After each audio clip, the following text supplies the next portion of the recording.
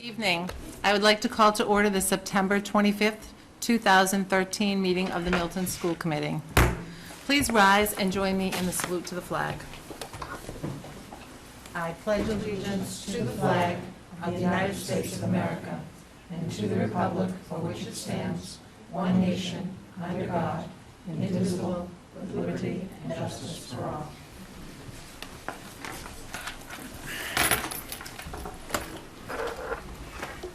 At this time, I'd like to ask for any additions or deletions from the school committee agenda tonight. I will begin by offering that we remove the school committee goal piece for tonight because some of the information didn't go out to all school committee members, and so we all need to be able to have looked at that before we can thoughtfully discuss it. So, anything else? Any other additions or deletions? Hearing none, we will go with this agenda.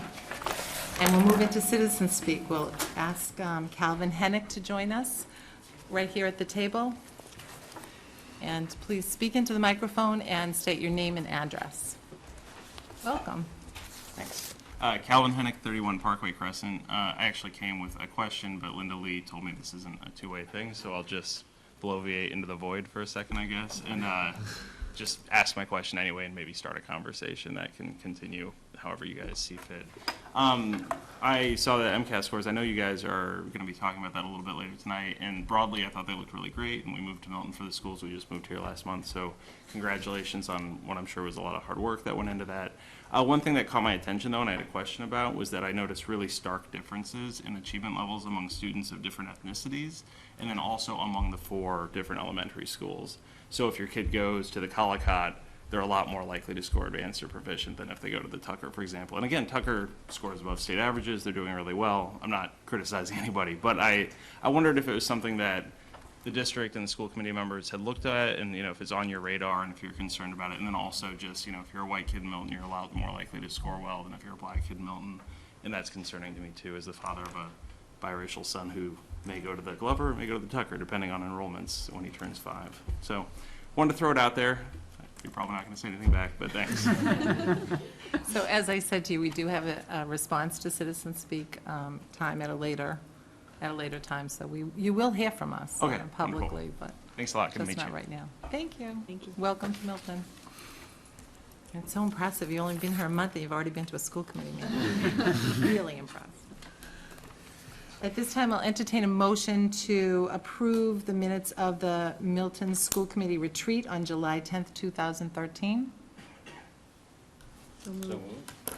Moved by Mr. Walker, second by Mrs. Padera. Any discussion? This is July 10th, right? Right. On the second page, under the comments that were attributed to me, just a couple of clarification points. On the third bullet, it said he noticed a lot of morale. I think I said high morale in the community. Unless maybe I said a lot of, but I hope I said high.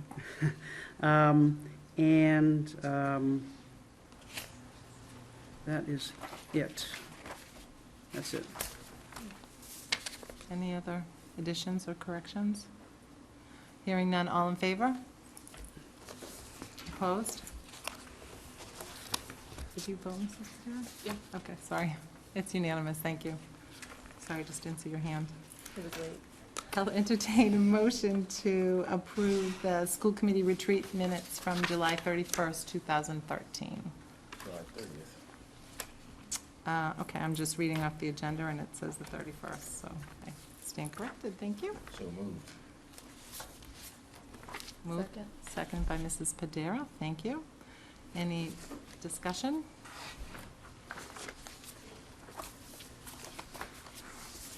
Nope. Hearing none. All those in favor? It's unanimous. Thank you. And we'll move right into the superintendent's report. Ms. Gormley? We'd like to begin with our MCAS presentation this evening. Under the leadership of Assistant Superintendent John Phelan, I'd like to invite to the table Amy Gale, Courtney Walsh, and Holly Concanon. And you have copies of our presentation in your packet.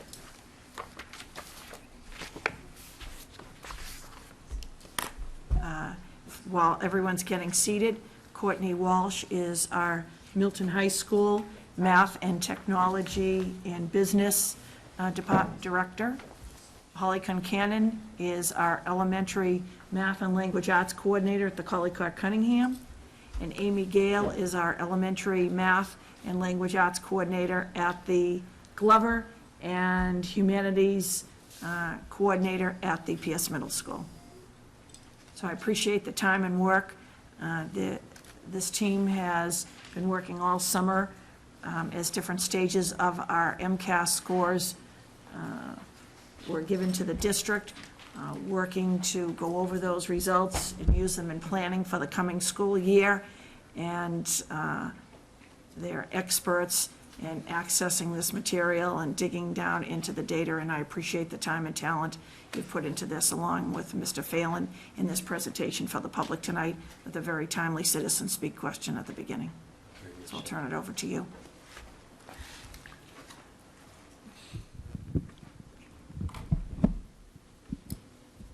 Thank you, Superintendent Gormley. I too would like to thank Holly, Amy, and Courtney for all their work this summer, as well as in September to prepare the scores for our leadership team in August for our August retreat. As the public should know, that these scores come out in draft form over the summer so districts can get a head start on planning for the academic year. They are then ultimately confirmed just last week by the Department of Elementary and Secondary Education and released to the public. But we have been looking at these scores in draft form for over a month, including them in our retreat back in August with the superintendent and all the leadership team. And we look forward to presenting these scores to you tonight and talking a little bit about how the district fared in last year's academic season. We're going to talk about the MCAS score dissemination.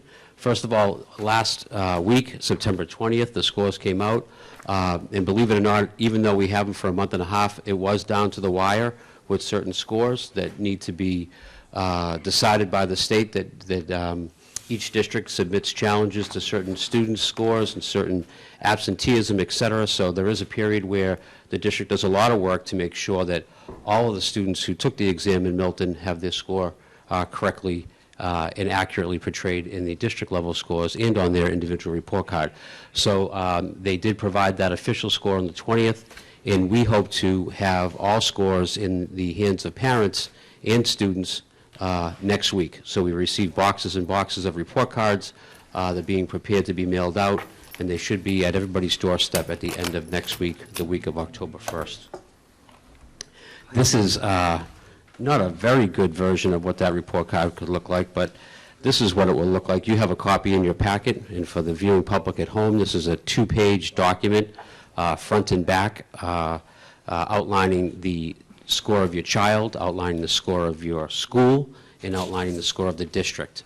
The data that you have, you should feel free to bring to your child's parent-teacher conference and ask your teachers about, and they will be having copies provided to them so they can answer any question that you have when you meet with them in November. All right, how is accountability measured? We're going to ask our resident expert, Courtney Walsh, to walk you through this Accountability 101, because it is a formula and it's not very straightforward, and so we always try to provide this educating set of slides to make sure everybody is on the same page with how these scores are arrived at each year. Thank you, Mr. Phelan. So if we think back to last year, we had actually given this presentation educating school committee members as well as the public about the new way of reporting out on MCAS data, which is now called the Progress and Performance Index, the PPI value, which is a change from what it had traditionally been, the AYP, or the annual yearly progress. So this is really the second time that schools have been receiving PPI values, but again, it's a fairly new way of looking at the accountability level, so we just wanted to briefly go over all the different components for the PPI value. So when a school district is given a progress and performance index, it's really measuring 4 different categories. The first category is your achievement level, which are the traditional CPI values. They're measured for math, English, as well as science. And also that student growth percentile, so they're measuring our growth, how our students are growing compared to other students similar to them. And that SGP value is only actually given for ELA and math because it's comparing how well a student did from their own score the previous year. And since our science scores are only tested and measured in grades 5, 8, and 10, we only have SGP values for ELA and math. At the high school level, we also have 2 additional categories. Again, these are only for the high school level. We're looking at the cohort graduation rate as well as the annual dropout rate. So depending on what those numbers are, the school district as well as the high school would have a specific value calculated into their overall PPI. In addition to these 4 categories, the one thing we wanted to remind everybody about is that schools are also given extra credit points. And there's 2 different ways that a school could receive extra credit points. The first is by moving students out of the warning failing category, and moving 10% of their students out of that category in particular is how they would score extra credit points. And the second way for receiving extra credit is by moving students from the proficient category up into the advanced category. So all extra credit points are by moving students either out of failing or into that advanced category. So thinking back to the first measure, which is your achievement level, or traditionally your CPI, when we were using the old model of annual yearly progress and working under No Child Left Behind, the goal was to get every single student up to 100% proficient or advanced by the year 2014. So our new goal is actually taking our CPI values and cutting them in half by the year 2017. I do want to note that these numbers right here are not Milton specific. This part of the presentation is all just explaining about the values, so these are just example numbers. So if our CPI value had been 76 back in 2011, then that means that our goal would be a CPI value of 88 by the year 2017. And in order to get to that goal, we're purely taking whatever that increase would be and dividing it by the number of years we have to reach it. So that's how the CPI value is now being calculated. Again, there's no more 100% of students reaching proficient by the year 2014. The other main category in the PPI level, in the PPI value, is your student growth percentile. So when looking at a student growth percentile, again, this is just a sample slide, these are not Milton-specific numbers, we're always trying to get students to be right in between the 2 dotted lines there, which is an SGP value between 40 and 60, and that's measuring the median. So if you look at the chart along the bottom, we're calculating the median SGP. Up on the y-axis or on the left-hand side, we're calculating the percentage of students who are proficient or advanced. So we're really targeting our students to be somewhere in between the 2 dotted lines and as high up on that graph as possible. So that's what your student growth percentile would look like. When calculating the actual PPI value, yes, we have those different indicators, and you're also receiving scores between 0 and 100 for each of those categories. So for a non-high school, you'd be looking at CPI values for ELA, math, and science, as well as student growth percentiles for ELA and math, and therefore the maximum number of points a non-high school could receive is 500, which means they had 5 different indicators. The last 2 right there, cohort graduation rate and annual dropout rate, remember are only for high school, which would be adding 2 additional indicators, meaning maximum possible points is 700, and then you would take that total and divide by the number of indicators. With the extra credit points that we had talked about, extra credit points would be added in to the total sum, but wouldn't count as an extra indicator. And so that's how that would raise your PPI value. Not only do schools and districts receive a PPI value for the year, but the actual PPI value that's going to place a district into its individual level is actually a cumulative PPI score. And so if you're looking at this slide, it's saying that 40% of your most recent score is being used to define your district into a level, whereas 30% of that score is actually from the year prior, 20% of the scores from 2 years prior, and 10% of the scores from 3 years prior. So even though we're getting annual PPI scores, when we're placing a district or a school into a level, we're actually using the cumulative PPI. And finally, once we know what a PPI value is, that's how we're classifying each individual school as well as the district into a level. And so we wanted to go over the difference between a level 1 and a level 2. If your school is classified into level 1, it means that your school's aggregate cumulative PPI is a 75 or higher, and it's also a 75 or higher for the school's high needs subgroup. But in addition to those two PPI scores, there is actually a third bullet here that says MCAS participation rate for all groups in the school is 95% or higher. So to be scored into level 1, a specific school would have to hit those PPI targets as well as having 95% participation rate in all of the different subgroups. So then noticing the difference between a school that's classified into level 1 versus level 2 schools have a cumulative PPI that is less than 75 or a cumulative PPI for the high needs subgroup that's less than 75 or an MCAS participation rate between 90 and 94.9. So if any of those scores drop below 75, a school would be bumped into a level 2, or if their participation rate was below 95 in any of the subgroups. And then finally, the districts are classified as the lowest level of any school in the district. So that's how we're classifying the total district, is by the lowest level of any school.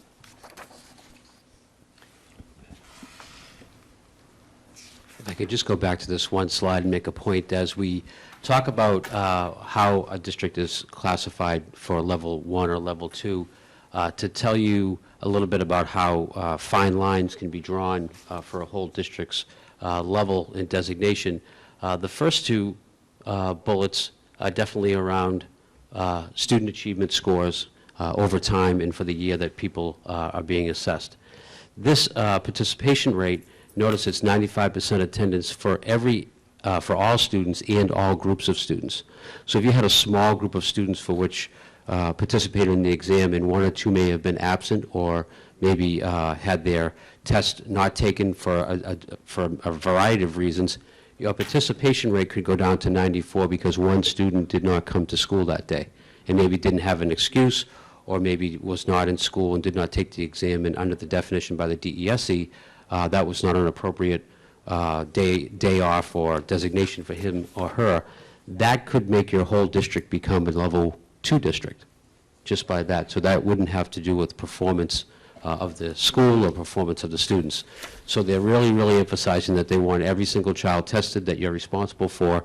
And fortunately, they do respond to if students are out and have excuse letters for medical reasons, et cetera, that you then have to appeal to and have the DESE take that into consideration. So I think it's very important that everybody's designation can rest very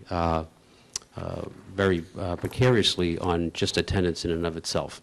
So we're going to talk about our proficiency and growth data for the Milton Public Schools. So we'd like to start with the traditional charts of what did the last 4 years look like in the Milton Public Schools. And again, we are presenting the district data. Each school will come and present their data that they will dig deeper into, that will be more in tune with what's going on in each individual school, in each academic area, in each individual subgroup for which they are responsible for. So this district-wide view of English language arts, the aggregate data shows that we have pretty steady student achievement in how our students are responding in the areas of ELA. We have pretty much stayed consistent across the last 4 years with in terms of how many students are in proficient and advanced, and in terms of how many students are failing. Only 4% of the students across the whole district, across all 4,000 students, would be considered failing in ELA. In math, we have an increase in our percentage of students in proficient and advanced going from 71% in 2010 up to 77% in 2013. So we'd like to see and say out loud that our math growth overall as a district has been making some steady increases. In terms of our science student achievement, We have scores that I would say, if we looked at very closely, especially at the middle school, we have scores in science that have been flat for some time. We do have more students in advanced. If you see and look at the score of 26% of the students in advanced compared to 21, so we have more students going into advanced, but we still held this line of students who are not doing too well in terms of coming out of the failing category. We do like to see that advanced total is going up each year, and that would be considered progress in our science student achievement. Lastly, we like to look at student growth. So the last bar charts that we reviewed were similar to the CPI that Courtney described. How did our students do in terms of proficient, advanced, et cetera? And now we look at, as a cohort, how did they grow from one year to the next? And as Courtney pointed out, this measures not only the CPI, how did students do, that's this axis, and then how did they do from one year to the next? How did they grow in their student achievement compared to how they did last year? So as a district, as Courtney pointed out, you always want to be in this band or past. And the best place to be is basically where the district is, which is as high up as possible as you can get in terms of performance, and continuing to grow, which means that all of our grades are on the upper and right-hand side of this quadrant. We are very happy to say that this growth in 5th grade continues to be high and continues to be on the outside of the average. If you are between 40 and 60, you're doing well. Anything beyond 60% growth is exceptional. And if you look up here for grade 10, it really shows nice growth. Even though students are doing very, very well, they're still growing at a pretty high rate. So overall, the district is well into the zone of growth in the area of English language arts at a very high clip, and this is measured against last year's growth. Yes, Ms. Kelly? So in grade 10, what are they measuring against? Because the last test was in grade 8, is that right? No, they're measuring against, they would be measuring against their grade 8 scores. That's correct. Their own grade 8 scores and not district grade 8 scores. Okay. Here's the raw numbers, and it just shows what's reflected in the graph in number form. Each of the grades are color-coded, so grade 4 is this dark green. This gold is our grade 5, and it just shows not only the CPI value that shows, again, how high they are on the chart, and the growth is the horizontal line on the chart. Here is our math, another very good slide with our two of our groups with growth beyond what the state expects, all of our groups within the band of what's appropriate and what they expect, and all of our folks in every grade above this median of 50%, all of which means that our student achievement is at a very high level and growing each year. So we have always, with some of the folks in the school committee and the audience, always asked for, geez, well, we always want to look at that cohort data, or how do we compare students from one year to the next. This is what that is measuring. Each student has its own student growth percentile. Each school has its own student growth percentile, and this is the district's formula for student growth percentile. And this is the grid of numbers that makes up that graph.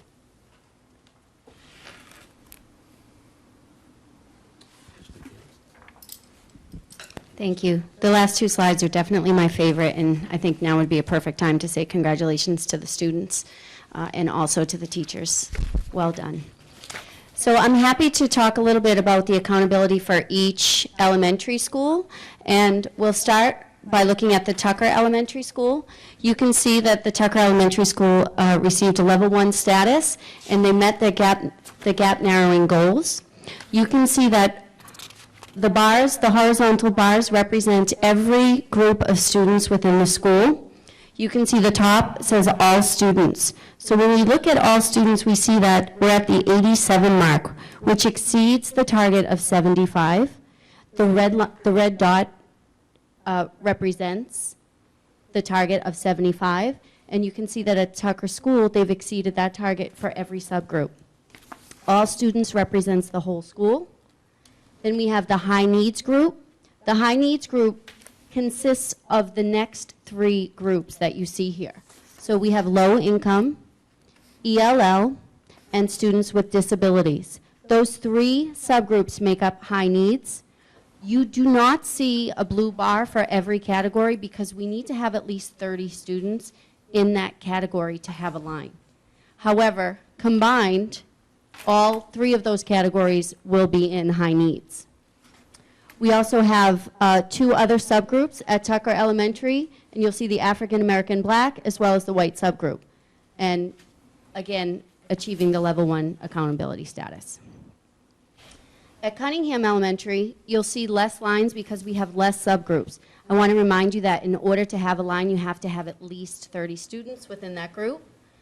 All students met the target. However, at Cunningham, we did not meet the target for our high needs students. Again, the high needs are low income, ELL, and students with disabilities. You'll see that there are no lines for those because not one group has 30 students. However, combined, we do have enough to compose a high needs subgroup. So here you see evidence of work to be done. We have identified those students. We have identified where they are, and we're setting up safety net programs to support those students. And, you know, although you might not see data for every school like this, we've identified needs in every school and are working with the major initiatives and school staff to support those particular students. Again, there are less blue lines because we have less subgroups at Cunningham. At the Glover Elementary, again, a level 1 school, you can see that we have met level 1 for meeting gap narrowing goals. All students met target. High needs, we just made it at 75, and we don't take that lightly. So again, we are taking into consideration how to improve that and make sure we hit the target for next year. Again, the high needs, you'll notice that you have a line for students with disabilities, which means that we have at least 30 students with disabilities. We do also have ELL and low income at Glover. We just don't have 30. And again, the other subgroup that we have would be white, and we're at the target for 100. The Collycott Elementary School, again a level 1 school, met the target for every group, and also was commended by the state, 1 out of 48 schools to receive a commendation, and they were commended for 3 areas, for high achievement, high progress, and also narrowing the proficiency gaps. So again, you may not see as many blue lines because we don't have 30 students in one subgroup. However, we have identified students in that group, just not 30 of them.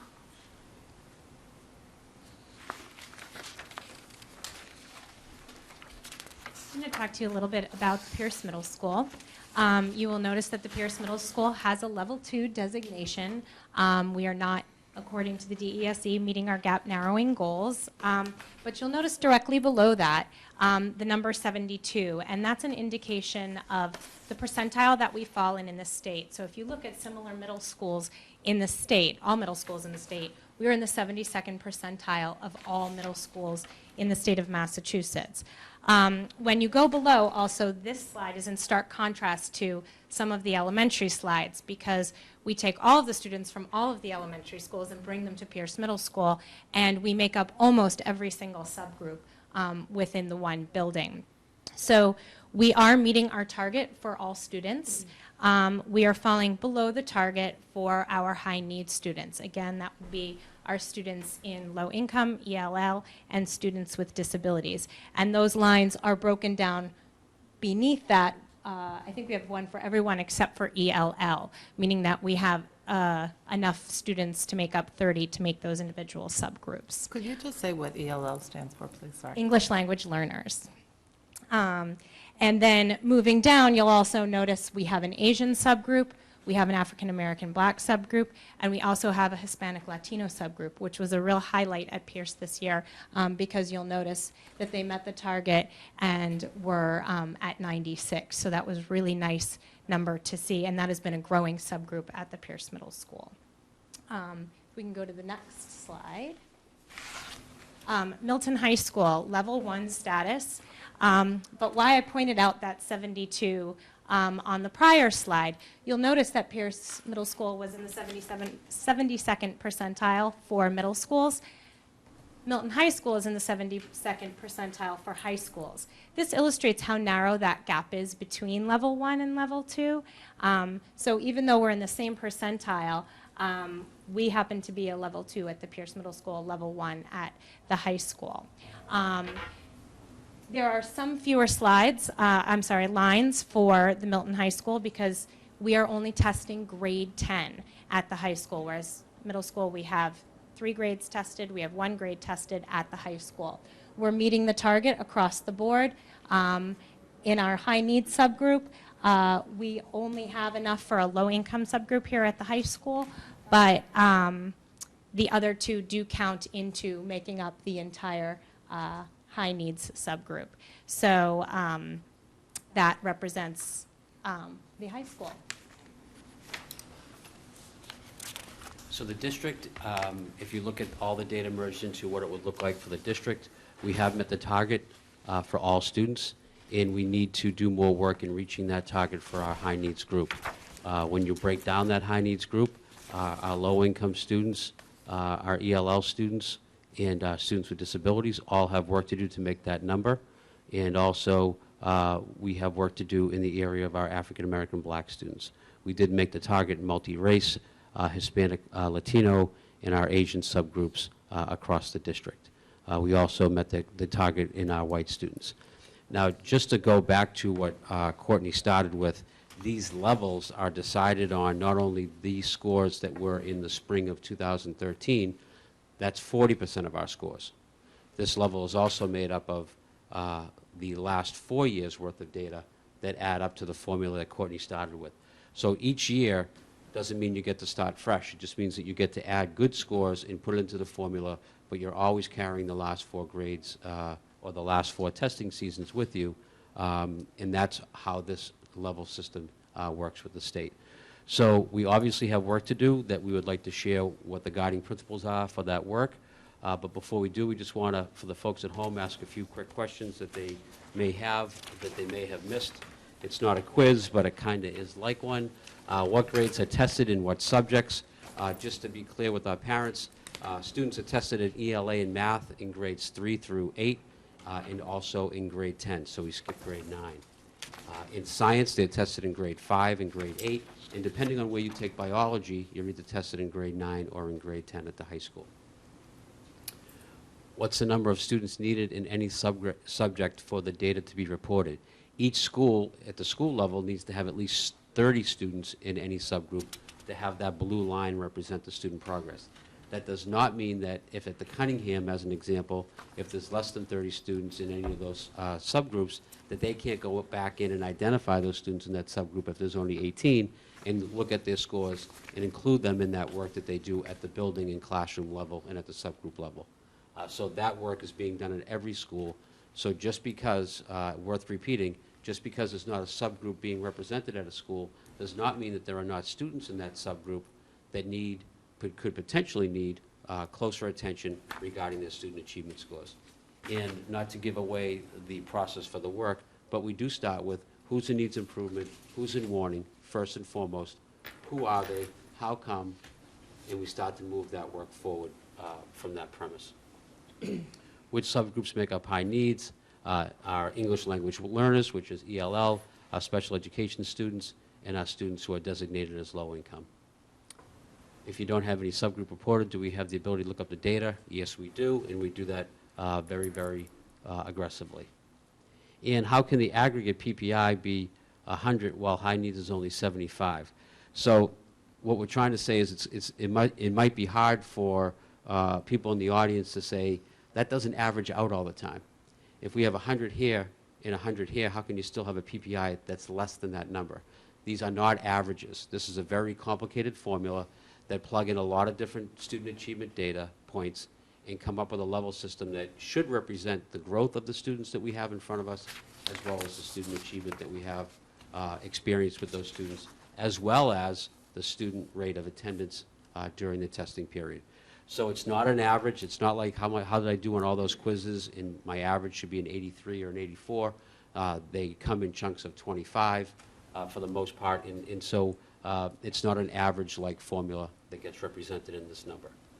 So making the connections to some of the things that we're doing well and some of the things that we need to work on, quite frankly, brings us to our advancement budget. Last year, we spent a lot of time with the leadership team and the school committee, and partnered in very much scrutinizing our student achievement based on several years' worth of data from 2012, 2011, and 2010. And we came up with areas that we thought, before this testing season even happened, where do we need to do better in the Milton Public Schools? And we noticed that with our scores, we wanted to do better and emphasize early literacy, and we were going to measure that by our grade 3 scores in ELA. We had concerns about closing the proficiency gap for several different groups of students that we serve, and we wanted to do that through our SAT and AP scores, internal assessments, as well as our MCAS assessment. And we recognized that we needed to have better student achievement in the area of science K to 12. So I think that we can comfortably say that the scores that were reflected in the 2013 MCAS had some very good things. It's interesting the way the paper portrayed it. I have a lot of people in the community who say, geez, great job with the scores, Mr. Phelan. And I think that that's great that that's how they're interpreted to the community, because I think our schools do very well. But I'm very happy to see that the things that we thought we needed to work on are real, and that we've already dedicated funds to do that work this year. We've already put in motion certain personnel in programs, in dedicated materials and professional development, and we believe that the work that we're doing this year will aggressively and confidently solve some of the student achievement issues that we have this year, and more so over time as we measure it from over a 3-year period of time. So I believe that is the end of the presentation of the district-wide scores. The more detailed view of subgroups and of schools will be presented by each building principal. I have to say that each principal had a very hard time giving us the authority to talk about their data, which is nice because they own their data. We're glad that their teachers own their data, and we appreciate the efforts that they're putting in at their schools in August and in September in preparation for the students that they have right now. So thank you. And thank you again to Amy, Holly, and Courtney for work not only over the summer but during the last month in preparation for tonight's presentation. Do we have any, thank you for that thorough presentation. Could you just wait one second, just Sure. in case school committee members have any questions for you? Mr. Walker? First, I think we should congratulate ourselves, and you should certainly congratulate yourselves on the level 1 designations. Those are not easy to attain, and we should be very proud of that. And a particular congratulations to the Collicott for the additional recognition. I've got a few questions. Just a suggestion on the presentation, Mr. Phelan. When we post that, which I assume we will, in addition to the questions, if you could include the answers you gave, that would be helpful. If we look at the ELA achievement, math achievement, and science achievement district-wide, the percentage of warning failing is low, so that's the good news. But the bad news is it doesn't seem to be going down at all. It's kind of staying, in ELA it's staying at about 4%, math at about 6% in the last 2 years, and science from 7 to 8%. Why is that, and what do we need to do differently? I think ideally we would want no students in the warning and failing category. In generally speaking, I think that those scores reflect that one grade each year. When we look at our cohort data, we start to measure where did student X start in 2011, where did he go in 2012, and where did he go in 2013. So we're very happy to review and measure growth over time, which is a piece of what we would like to see, and that growth should be that students are moving out of that failing category over time. We look at every single child, as Holly Concanon mentioned, so every single student who is on that warning category or even needs improvement category, we're asking, what did they do last year? What are the interventions in place? What interventions have worked? What do we don't think is working, and what can we do for them this year?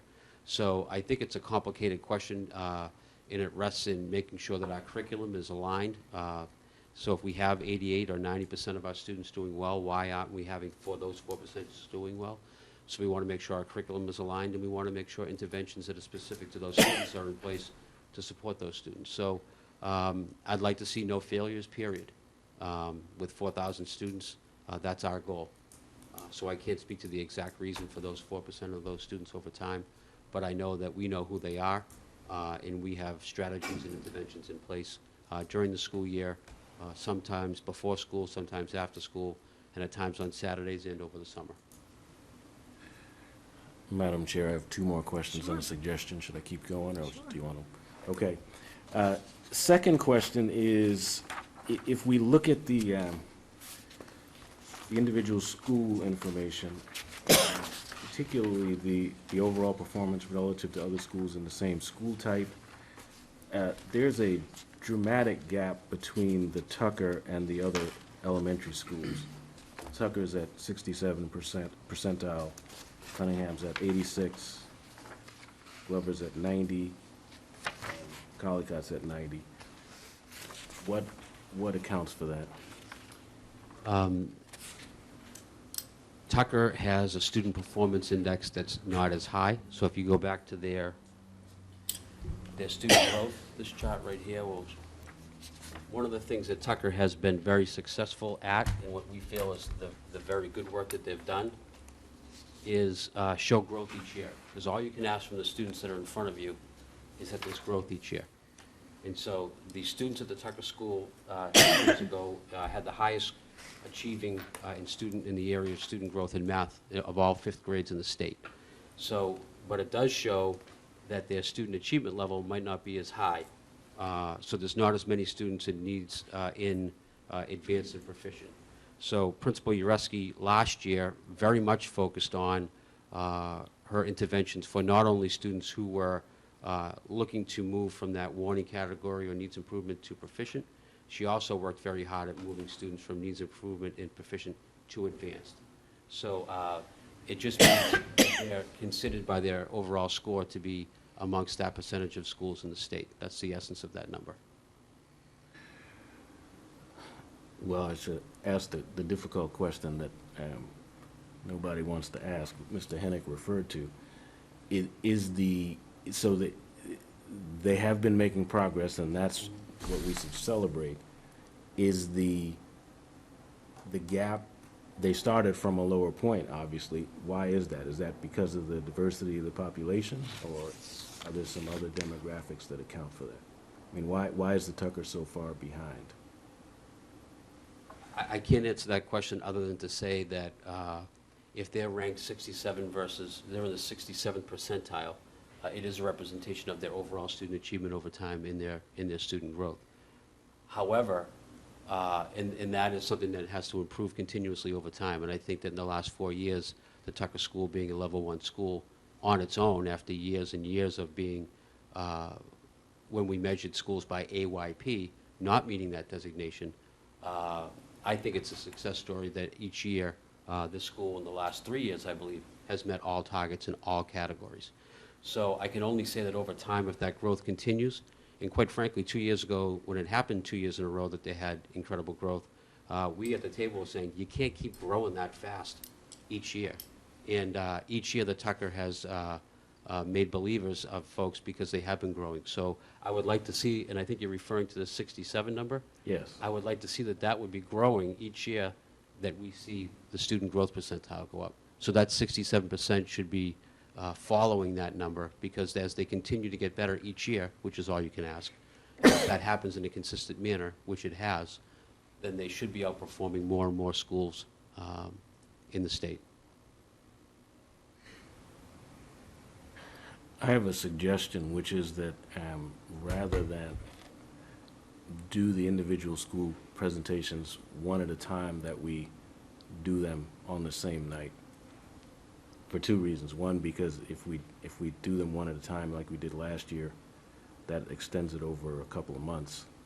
And I think this is pretty important, and I think there may be some benefit to having each of the principals here at the same time, so we can have more of a dialogue about strategies that are working, strategies that may need some attention, and how they're how they're becoming more successful. And I think there may be some benefit, for example, to hearing from the Collycott at the same time that we hear from the Tucker and the Glover.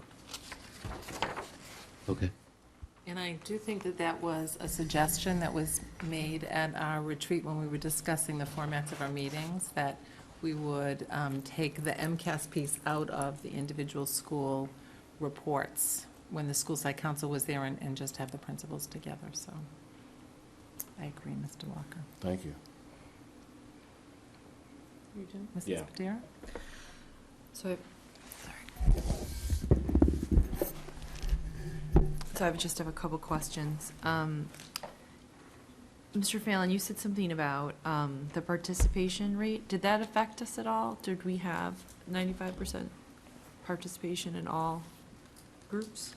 But believe it or not, we had to contest several cases which one student would have impacted the Glover score to be a level 2 school. One student who had moved out of the district that was not represented on the attendance to the state accurately. And then when we told them what the situation was, they realigned the level from level 2 to level 1. So that just shows you that one student can change a whole level designation in similar circumstance with 2 students at the high school.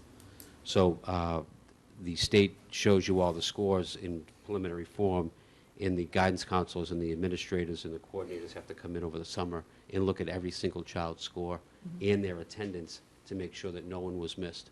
And so after they screen all that, they come up with some cases that maybe have been misinterpreted by the DESE, or maybe documentation wasn't provided or attendance wasn't correct, and you have to call them and you have to submit an appeal. And so when we did that appeal process for both Glover and the high school, they in turn accepted that appeal because it was correct, and they changed our designation. But again, it speaks to how these designations can ride on student achievement scores and growth, which is great, but it can also rely upon just the attendance of a child who may have been away or may have been inactive and at another school, et cetera. So thank you to the guidance staff and the administrators for digging deep into that data to ensure that Glover and the high school receive that level 1 designation that they actually deserve through their student achievement scores. Yeah, I was going to say, I know that has a big thing to do with tracking down students to make sure that everybody's accounted for. That can have a big deal to do with your score. Before you go on to your next question, could you just speak, Mr. Phelan, to the kind of a follow-up of that? Just when students join come to Milton mid-year or, after a certain date, can you talk about how the reporting of that works if it's a student that's brand new? October 1st. If a student joins us prior to October 1st, their scores will go into the district scores. But if they come after? I think that year's scores count, but not their previous scores. I think, Correct? Is that correct? I don't think they come. I don't think they count that. yeah, I think it goes back to your previous October 1 school. Yeah. Right, your former school or district. So, sorry. So the next question I have, students with disabilities, what groups of students are in that category? Is it anyone with a special need or on an IEP? What students are in that category? Any child on an IEP. So it's any child on an IEP, and yet Cunningham, I believe, didn't have a large enough group for that, but I know they have a couple of special programs. Are those students not included in that grouping? Is that a different grouping completely? Some of those students are included in the regular testing, and some of those students who are in programs that are sub-separate Yeah, may do a portfolio assessment for their MCAS okay. assessment, and that would not be So included. it would be different, okay. And you have to remember, it's children in grades 3, 4, and 5. Right. So sometimes you think about a whole school, but then you have to think it's children in 3, 4, and 5. And that's a great point, Superintendent Colby, that the elementary schools are only looking at 3 grades worth of students, which is half their school. The high school is only looking at 1 grade of students, whereas the middle school is looking at all 950 students in all subjects, in all grades. So that's always been historically a demanding level, middle school, in terms of having to do and be successful with all students in all grades. Right, which brings me to my next question. So the middle school level, being a little sensitive to that age group, I think that's a tough age group as well. Those students are going through a lot of changes. And obviously seems to be where we're having the most difficulties with our subgroups. So I'm just wondering, a little bit to Mr. Walker's point of like bringing people together. I really believe that the Tucker School has done a lot with because they do have a somewhat challenging sometimes population, because there's a lot more movement in their students coming in and out of the school. And I think at middle school too, you see some of that, not just the changing in students, but also the changing in developmentally what students are going through. So I'm just wondering, in addition to some of the strategies we've developed with the advancement budget, if there's anything that the student leaders in the schools are talking about in terms of how to track some of those students, how to kind of focus on some of those students that are having the most difficulty, like maybe there's a large number of transfer students in that population, other reasons for that going on, if our leaders are kind of sharing those ideas of how to track better those students and how to identify and serve them in a better way than what we're doing right now. We do get our leadership team together, and ironically, and Amy Gale can speak to this, who was at Pierce last year, that we actually use the Pierce model to ensure that every single student on warning and feeling used the same template that the middle school used, which was putting every student on a list and then going across column by what kind of interventions did they already have in place and what would they need based on their scores. So it was really a nice visual representation of, all right, so we have these students in warning, this many are on IEPs, so they get support in certain classes. These students are not on IEPs, but they get the math investigations, which is an extra math class, or they may do this club after school, they may have this intervention. So seeing that in data form and in print is very important, and actually all the schools have been replicating Dr. Spalding's model to make sure that no child's view of who they are and how they're performing and what we're doing for them is not lost when we look at all students individually and as groups. Okay, I think I just have one more question. Back to the students with disabilities then. After any parent that gets the report and needs to speak to someone or wants a meeting to talk about that and talk about different strategies, how do they go about doing that? They should speak to their classroom teacher first and then their building principal. Okay. Thank you. Mrs. Kelly? So I just have a couple questions as well.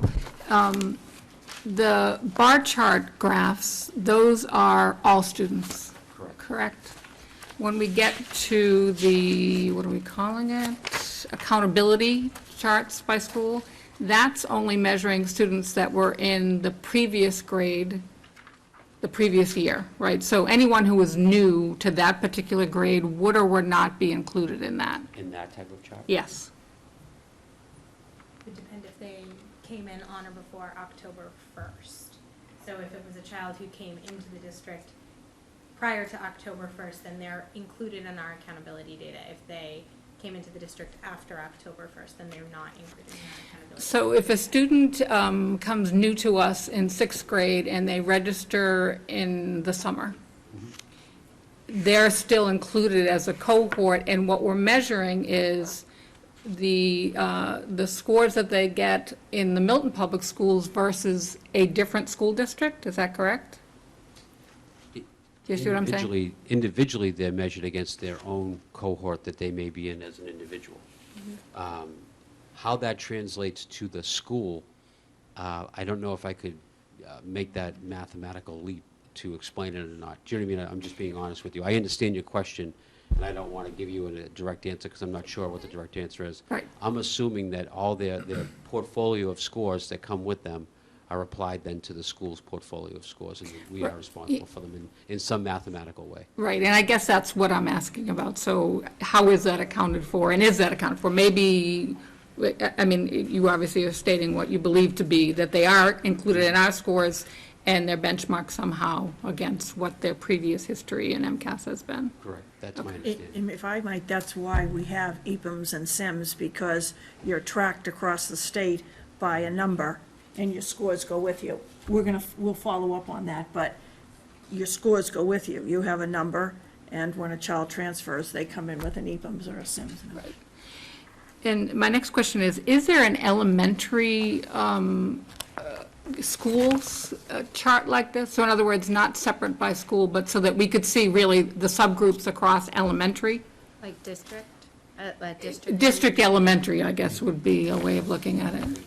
Not for the accountability level, Okay, not for that new chart that has the horizontal lines, Yeah. only for separating the different bar graphs. We could separate it by grade 3, grade 4, grade 5, which would include all of them, but not the accountability level. but in that case, you may not see all the subgroups because they may not hit that 30 threshold if you're doing just by grade, right?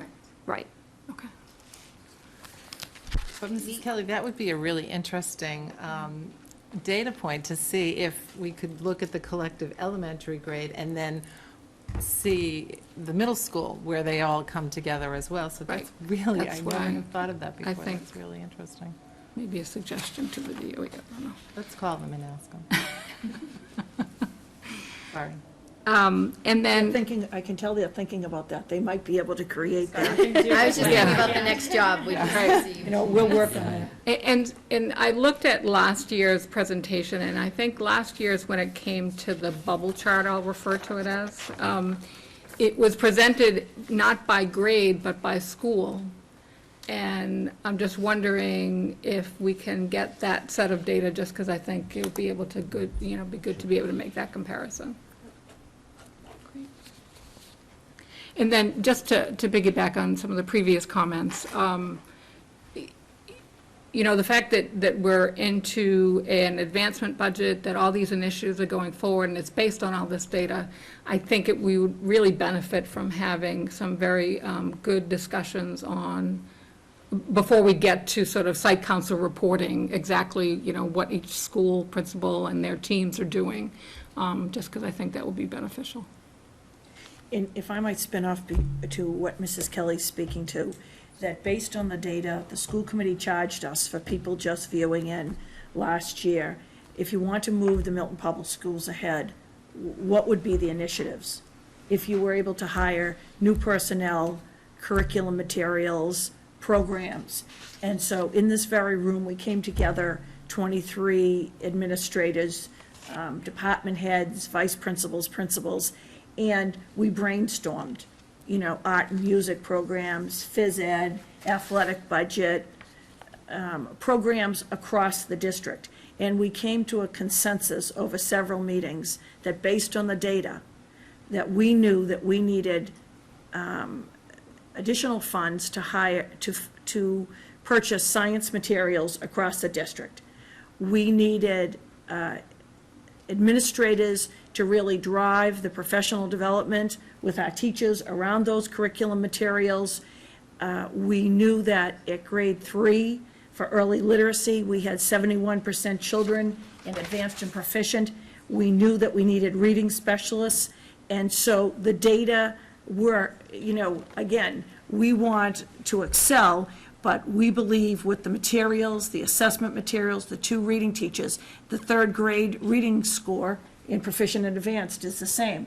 Now when we have the reading teachers, we have the reading assessments, we have reading materials, so that was an investment by the town, and we used the data from last year.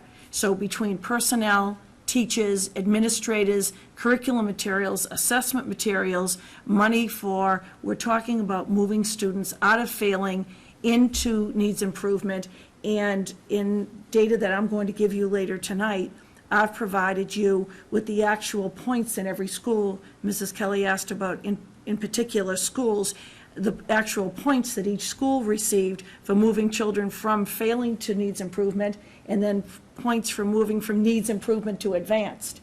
And so historically, we looked at these bar graphs, and I said to Mr. Zulus, I always looked at them, are we moving children out of failing into needs improvement? Are we moving children from proficient into advanced? And so the advancement initiative, if we had to look at you now and you came back and said, what do we need? Based on the data, again, you look at data and you want to continue to be a level 1 district, you want to see progress, but we knew where we needed those funds, and the school committee went to the warrant committee and the town meeting. And I have to tell you, when I see the teachers when we work with these administrators, you've given them the tools to really drive this achievement for the students in Milton. So you're looking at scores, but now we have the supports to put in place to really drive and move the achievement of every child. And we plan, Mr. Phelan's done an outstanding job in reporting out briefly at Finance Subcommittee, but we're going to report out to the school committee and the public how those funds have been used, report out at whether it's monthly, what kind of programs are in place, who the personnel are that we've hired, and through the internal assessments that were created, and I think that you'll see the progress that we've made, seeing progress in the areas that we know that our students need to excel in. If I could add to that, when we look at how each building did, and we look at them as unique schools and in school communities and school cultures, especially Holly and Amy here at the table, we also look at the schools, all 4 elementary schools, by grade. So a lot of almost all of the professional development we do is for every 3rd grade teacher, for every 4th grade teacher. So Mrs. Concanon and Mrs. Gale just got through testing every single child in grades 1 through 7 for their reading assessments. So every single child now will begin a portfolio of reading assessments that will happen each year. 1st and 2nd grade with a certain assessment tool to ensure that by grade 3, to gain our literacy goal that we created through the advancement budget, is reading and proficient or advanced. So that internal data doesn't just happen at Tucker one way or happen at Collycott the other way. It happens in every 1st grade the exact same way. So as a team, these coordinators and these reading specialists moved in groups and worked every school to test and set up analysis sessions that will happen next month to talk about what that data says and what we're going to do to move that instruction forward.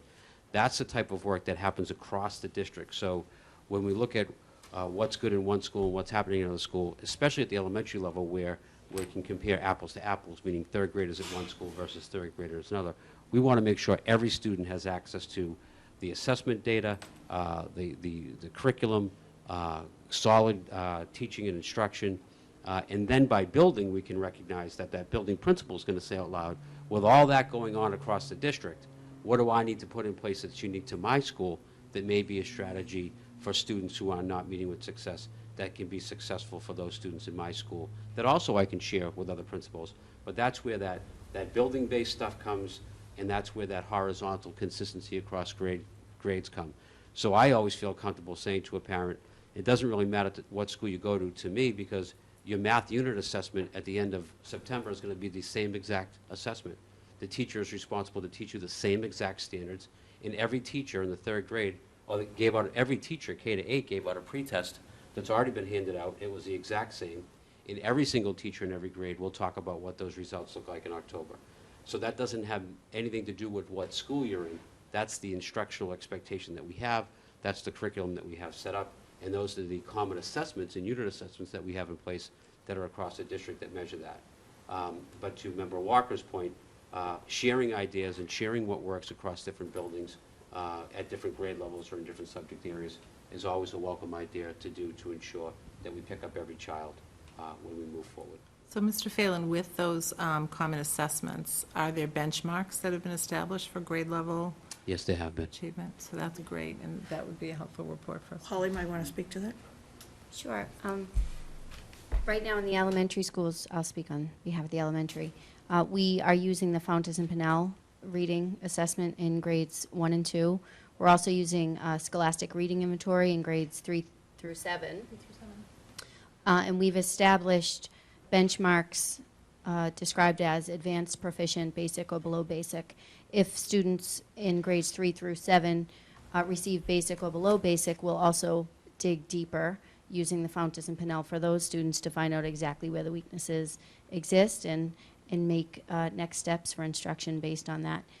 As far as math goes, we have an end-of-unit assessment that has been created by the district team, which is testing grade-level standards, and we have also written pre-tests, mid-year, and benchmark final assessments, where students are assessed using those, and we identify safety nets based on those. So using all of that data, and we have a lot of it, and it's especially great this year to, in September, have conversations about students that typically haven't happened until a little bit later in the year. So moving forward with the assessments that we have in place, it's just, I feel like it's been a great start to the school year where we're way further ahead this year than we were last year, and I hope to, catch all the students in need of any support at a much earlier level. And it's much more real data for the first and second grades in terms of moving their kids ahead to be ready for that benchmark that we sent by third grade, so that's great. Mr. Zulus, sorry. John, if you look at the proficiency levels by grade, it appears that grades 4 and 7 and 8 are a little bit lower than some of the other grades. Has that been the subject, or will that be the subject of some analysis? And this is, I'm talking about proficiency levels. If you go to, I guess, the district SGP math.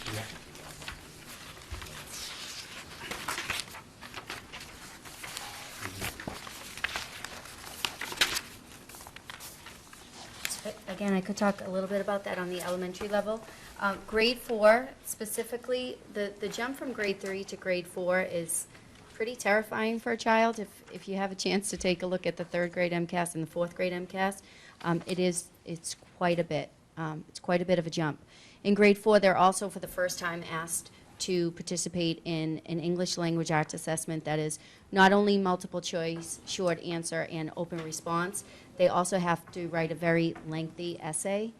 So the demands of fourth grade are pretty aggressive in comparison to grade 3. We're finding that there has typically been less progress in grade 4.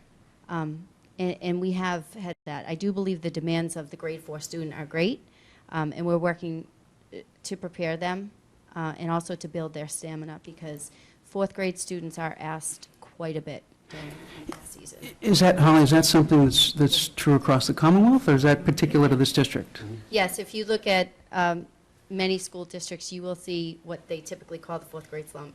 Okay. But they bring it all together in the fifth grade, so.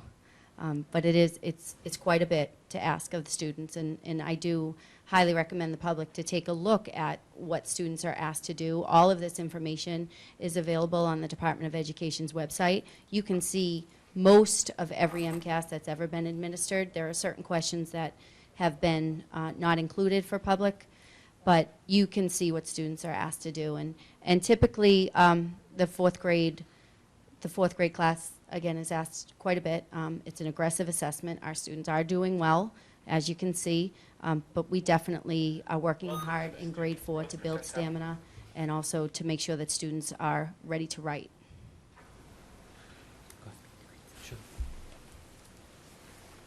Grade 7, not unlike grade 4, is a really tricky year. They also, in addition to the reading and the math testing, they also have the writing testing, the long composition. So this is a third component to the testing, just like in grade 4. So you do see a little bit of a parallel between grade 4 and grade 7 for the English. In terms of the math, it's also the first year that kids are really moving out of a lot of skill-based math and into more abstract math, algebra, and this year, or last year, with the changeover into the new standards, there were some pretty significant shifts in grades 7 and 8 that the teachers were accounting for, and so really working on making up some of those gaps with the students. So I think our hope is, as the teachers and the students implement the new standards, that the students will get more comfortable with that. But again, you do tend to see a parallel between grade 4 and grade 7.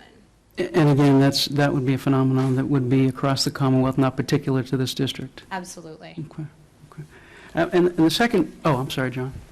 I just wanted to say that we do look at our data in all those ways that you had originally asked, which is, what are the similarities between the grades? What are the differences in the grades? If the test is different, does our curriculum match what the test is assessing? So do we provide stronger writing preparation in relation to our students in grade 7, because they're going to take the long comp The answer to that question is yes. We have a double period of English in grade 6. We have a writing class every day, and we have an English class every day. So that is strategically placed in grade 6 to make sure that we're getting all of our students across all 4 elementary schools prepared for that extra MCAS assessment in grade 7, which is the long comp. So looking and making sure that your curriculum is aligned to what's being assessed into the standards always, and looking if there's any consistencies or inconsistencies by grade or by school are all the things that we look for as well. And then one other thing, it appears that the data is very useful to targeting needs and targeting resources, and it appears like the district has done a very good job at that. It also appears, though, that the heavy emphasis is placed on growth and continued growth, and you mentioned the continued growth that you wanted to see at the Tucker. And I'm not suggesting that we're at this point yet, but I wonder if there's a point at which you reach a level of diminishing marginal returns so that you're focusing too much on the test and too much on testing at the cost of other aspects of the curriculum. I wonder if that's something we just need to be aware of. I agree, and I think that the district focuses on standards and not necessarily on the test as much as we focus on standards. And I think that the Common Core and the realignment of those standards has really provided a very user-friendly way for districts to approach the work based on what students should know and be able to do, not necessarily on test-taking skills. So we are very mindful of that because good teaching aligned with a good curriculum that's based on the standards that people expect all children to know and be able to do will result in good scores. Thanks, Sean. Mr. Walker? Just a couple of closing data requests. I'd be interested to know if we can track this, how students who have been with us since kindergarten and then move on to the middle school and the high school perform versus students that might have joined us at the middle school level or the high school level. And then also, I'd like to see some historical data on students that we lose and gain between grades 5 and 6 and between grades 8 and 9. And in both cases, I'd like to see that by race and gender.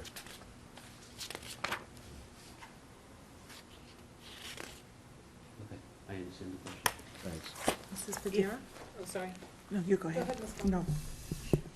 I just had a quick follow-up from the Mrs. Kincanna's data, and Mrs. Gales as well. In that information that you're going to be getting, the assessment information, is that going to be just used internally, or are you going to be sharing that with parents? I'm just wondering how that information is going to be used. Sure. In grades, well, all will be communicated to parents at conferences.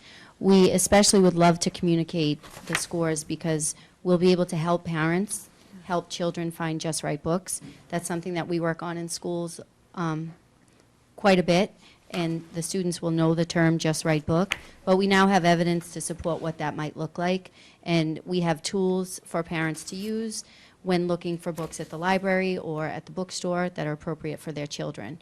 For example, you'll get a Lexile score based on the SRI.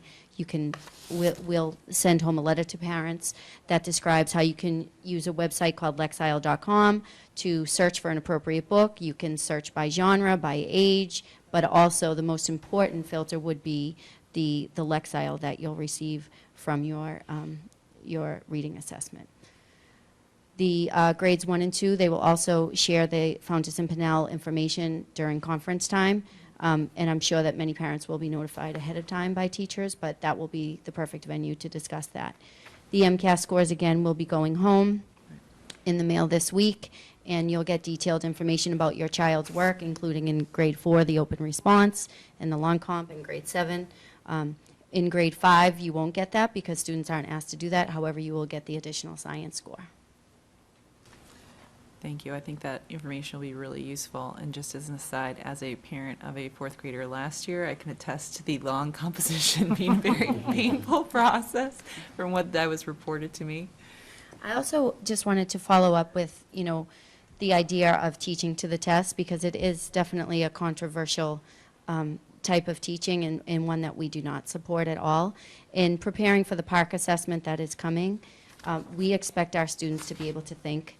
We don't want them to, memorize and apply. We want them to be able to think and to defend their answer. And we ask them to do that in reading, writing, math, science, and social studies. So teaching to the test or to an MCAS type of assessment would really be providing a disservice to the students. So as long as we expose them to quality literature, we ask them to think and act like mathematicians, we ask them to experiment like scientists, it's our hope that they'll be able to apply what we're offering to any type of assessment, but more importantly to real life. And where our goal is to provide our community with good thinkers. And to that same end, this is a K-12 experience. For many students, it's a pre-K through 12. So we have MCAS. We look at the SAT, the advanced placement data, and what these department heads are doing now are using these internal assessments, and I want you to speak to this, and checking them against, are we giving internal assessments that are indicators of MCAS success, of SAT success, of AP success. So we want all of these in line so that it doesn't matter what test a Milton Public School student takes, we want them to be able to excel. So you want to, in the world of SAT and AP, when we're meeting with experts in the field, I always say you don't wake up in the 11th grade and say, I think I want to go into an advanced placement class. This really starts, you have to have a strong foundation, and this kind of work begins in the 6th grade. And when we meet with experts and people who have expertise in this, you have to have those foundations in the middle school. So for me, it's whatever test is put in front of a Milton Public School student. When we're looking at EBCAS, in the same meeting, we're looking at SATs, we're looking at our advanced placement scores, and we're making sure that the internal assessments, we're just not taking time out of learning. They have to be indicators of success that our students are going to be giving externally. And it's interesting, Mr. Walker's question, in another high-performing district that we often compare ourselves to, that I've always used over the years, they take the data out and compare it against students who have only been in the district less than 2 years. So they go to that kind of work. Mrs. Kelly had asked, comparing to other scores, but they actually do a chunk of data comparing students who have been in the district longer than 2 years against students within that 2-year period. But as a public school educator, we're educating all the children who are in front of us. And so we don't say, well, all of you arrived last month and the rest of you have been with us since kindergarten. Our goal and our charge is to educate all the children in front of us. But when children move into the district and they don't have the skills, it's to Mr. Walker's point and what John Phelan explained. I often analogize, Dr. Pavlicek and I, not in math, might have the same intelligence, but if I don't have the set of skills in the same 49-minute period, you have to give me those backup skills. You have to, it's almost like backfeeding, you have to provide me for the skills, and then I'll be able to excel, just like Dr. Pavlicek, once you've given me, and math is a perfect analogy, once I have those skills, we'll be able to excel at an equal level. So many times it's a matter of backfilling and providing students with, be it reading, science, or math, those skills. But it's an interesting question that many districts do look at. I would just remind you that Mr. Pavlicek will be receiving a Lifetime Achievement Award, so you shouldn't compare yourself. I wish I had said in English or every other subject were equal except math. He and Mrs. Kelly might compare in math, but I'm not myself. Courtney Walsh is No the math way. department head, and I'll put a little money on her, depending on the odds, I'll go to, Math fight. yeah. But, Versus and Mr. Pavlicek? Oh, yay. Yeah, I'll take that bet. I have an agenda item for next week. So I just want to touch base on science, and we definitely have a science initiative. But in terms of, I always look at the achievement scores in and see our obligation to get everybody to proficient. And there's a big chunk of students that were not at proficient in science, and we definitely have initiatives going, but are there, have we looked at time on task? So in the elementaries where you're sort of breeding the love for science, do we have enough time? Are we spending enough time on science? Those types of things, are we investigating? So, and I'm sure that you are, but I guess I'd love to hear what kinds of things you're looking at, because there's a big gap that we need to fill for these kids. I think that we do need to look at the time on task. Microphone. I'm sorry, the time on task for science. We have a science committee that had some turnover between last school year and this school year. So we brought on new personnel into all 3 of our science leadership positions at the elementary, middle, and high school. Dr. Spalding, who was our middle school principal, is a science person by content experience and expertise. But we'll look at first and foremost what the standards are and are they being addressed, and do we have the materials to address them. And then part of that conversation will be, do we have the time, and what kind of scheduling do we need to do, change, or see, or review to make that happen. Examples could be rotating schedules at the middle school. We've looked at block days for middle school, and just revisiting the elementary minutes allotted by grade. What we like to acknowledge and say out loud, though, is that the elementary level, the Common Core is really asking us to do language arts and science, and they're asking us to do math and science, and they're asking us to write in social studies. So there is a big discussion going on about how we can address multidisciplines across the day. So ELA doesn't always just look like ELA and reading a novel. ELA could look like some days reading your science book or doing your experiment and writing about it, and that would be a mix of minutes. So I think that you'll see more of a hybrid of minutes at the elementary level than changing of amounts and keeping them separate, just by the nature of how the Common Core is written and what the standards are. An example of that would be how STEM goes through the different areas of math, writing, and reading as well. That'd be accurate. I also would again encourage the public to take a look at what 5th graders and 8th graders are asked to do on the Science MCAS.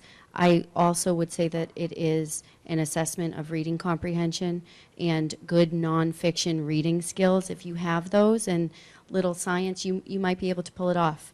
So I would stress that again for families to get to know what's expected, and also to encourage your children to read nonfiction, pay attention to newspapers, charts, diagrams, graphs. All of those things are included in the Science MCAS. It's also a compilation of everything that's been asked of children since kindergarten. And so they're assessed in 5th grade, which again, I believe is a lot to ask of a child, but I think that Milton children can do it and will do it. And I think, again, if we can support them with good nonfiction reading skills, that is definitely going to help those scores. I think all of those great things, plus the fact that they just really figured out what the standards are going to be for science. So now we can do a little more work on everyone, district, statewide. And then the one other thing that we've talked about in previous presentations of our data is for new students that come into the district who perhaps don't have an MCAS trail, do we have assessments that we use for those students so that we can truly assess where they're at right out of the gate, rather than waiting till MCAS at the end of the year type of thing? So is that something that we've implemented? Yes. Yeah, great.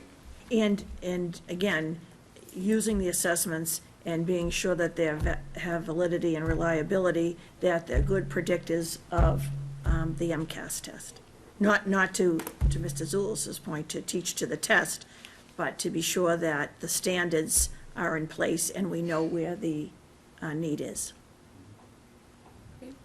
So before we close, we have our 3 students here. We have Audrey, Matt, and Evie. Evie or Evie? Sorry. Is it Evie or Evie? Actually, I'm filling in for Evie today. So So I'm Tess. Hi, Tess, welcome. But you all have experienced MCAS, and I didn't know if any of you would like Good to, idea. comment on the scores or the tests or the experience.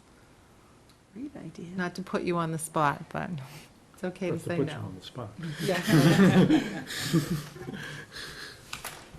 The only thing that I thought was the most challenging throughout, like, taking MCAS from fourth grade when I came to the Milton Public Schools until last year when I finally finished MCAS, was the science in eighth grade.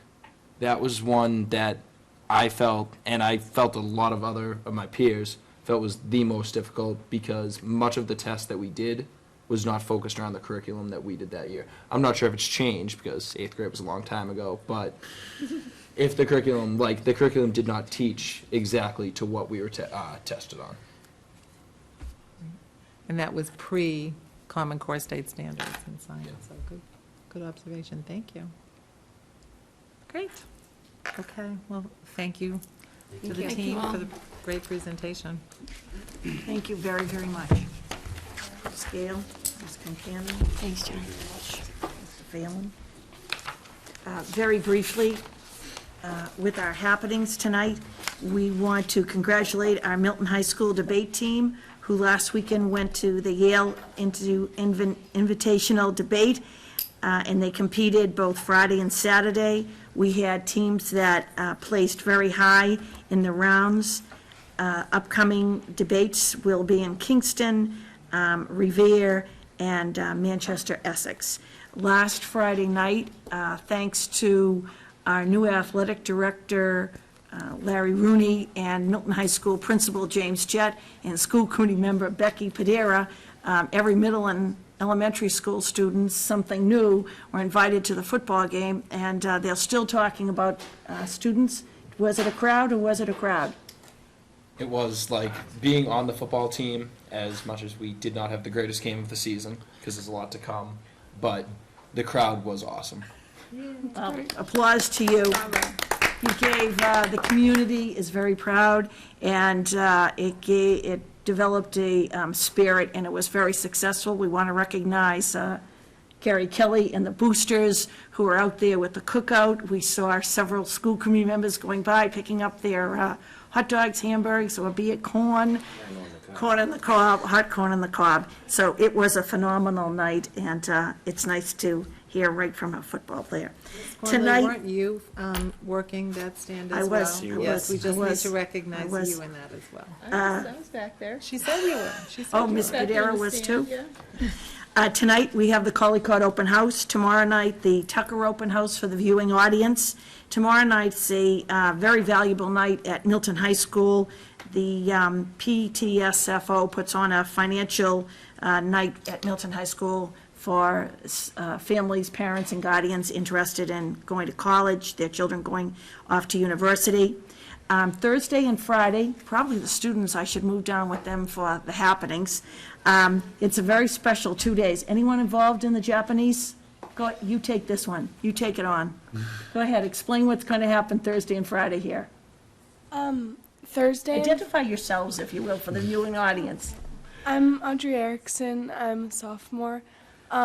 Thursday and Friday, we have the Japanese exchange students coming, and anyone in the high school can volunteer to show a Japanese student around for the day, and it's a lot of fun.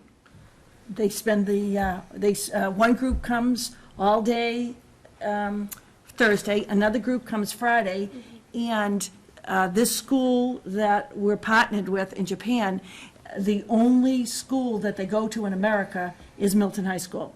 And it's famously successful, and they spend don't they spend the whole day with you? Yes. You're teamed for the whole day. And it's really, you have to see it to believe it. Now, do you have your little token gifts ready for tomorrow? I heard the all call. And so they exchange gifts. And we've heard wonderful stories about pen pals. And so, were any of you mentors before? Do they speak English? When my freshman year, I did it, and my person spoke the first day. It was like, she didn't speak any English, but then the second day, like, I was able to have actually a full conversation in every class, and the girl that I was partnered with actually, like, identified with the stuff we were doing, like, in my math class, and could actually, like, do out the problems, maybe a little bit better than I could. Mr. McCarthy, I don't believe it. That's great. So, so very, very exciting when you see though, isn't it a wonderful experience, and for Milton High School students, I think just as valuable as the Japanese students coming for the 2 days. We have unbelievable boosters who want me to remind the viewing public that on October 5th, in front of Milton High School from 9 to 12, Cans for Cash. What do they call it? Cans for Cats? Cats. Cans for Cats. But you can bring your cans and drop them off right at the front of Milton High School. October 6th, circle your calendar, celebrate Milton, right here in front of Milton High School. Probably one of the most phenomenal community events. And we'll wait to our next school committee meeting to go on with more happenings. But excellent job. You might be taking over this part of the present school committee meetings. Thank you. Thank you, Ms. Gormley. So we'll move into the chairman's report, and we'll begin with the security improvement Part 2 update from Mr. Walker.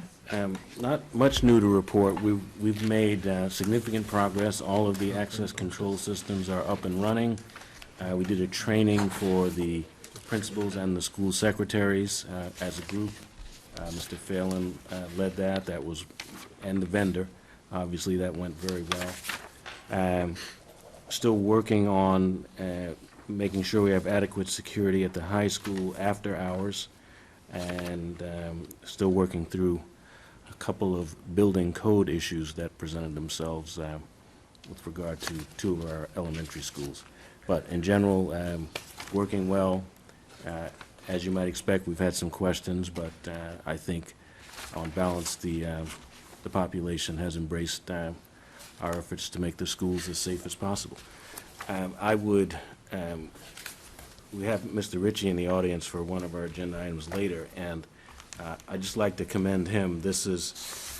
All of these projects were ones that required working with a vendor, making sure the projects stayed on track, making sure the projects came in either at or under budget, and Mr. Ritchie did a phenomenal job of that and continues to, as did Bob Patterson, because there was a lot of software and hardware work that also went into that. So both of them should be commended for their efforts. Thank you. I'm just wondering if the committee would indulge me with a request. Would it make sense to move the presentation by Mr. Ritchie up? That would be Sooner in the agenda in the item. evening? I'm going to just go over the 2 spreadsheets. We have him here in case there are questions, but he doesn't have a presentation. But that would be great if we could move that up.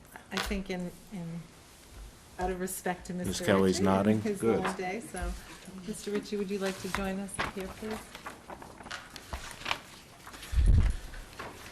Oh, excuse me. So as we did last year, as you recall, the capital request is a 5-year request. So we have added fiscal 15, added fiscal 19. You have 2 spreadsheets in front of you. The first is technology. Mr. Patterson had intended to join us, but he had childcare issues or responsibilities. But it is a continuation of the work that we started last year, the objectives of continuing to upgrade network hardware, moving toward the one-to-one device relationship that we set as an objective, and continuing with that strategy, as you can see, creating iPad carts at each of our schools, and continuing some some Chromebook replacements as well. Phone system replacement will be required at some point, but that's about 4 years out. On the school facilities, this is kind of again, really much largely a continuation of the work that we have been doing, but pretty nuts and bolts, asphalt patching, gym floors, HVAC and roof replacement work, pretty straightforward. So, and further down, you see the security camera work, just making sure that we have what we need there. So I would recommend that we approve these for submission to the Capital Improvements Planning Committee. Yes, Mrs. Padilla. Just looking at the items, the iPads versus the Chromebooks, we've talked a little bit about making those kind of decisions and how those decisions get made in terms of which technology we should be using or which would be recommended. I assume that we have like a technology committee with Bob Patterson that's decided to move in one direction or both directions to see how they work. Well, I think we're actually hedging our bets, and Mr. Phelan could speak to that, I think. Sure. We have a technology committee that Superintendent Gormley commissioned last fall. And what we have done in 1 year's time is identified devices that we would like to pilot in the district. We started with we can't pilot anything unless we have wireless technology, so we were able to work with the Milton Foundation for Education, who actually donated the funds to have every building wireless.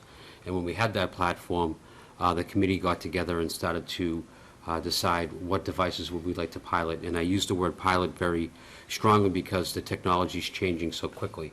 So at this point in time, with the support again of this capital request and potentially the Milton Foundation, we're asking them to pilot a small amount of each one of the devices that we have described, which would be iPads, Chromebooks, Kindles, and some document cameras.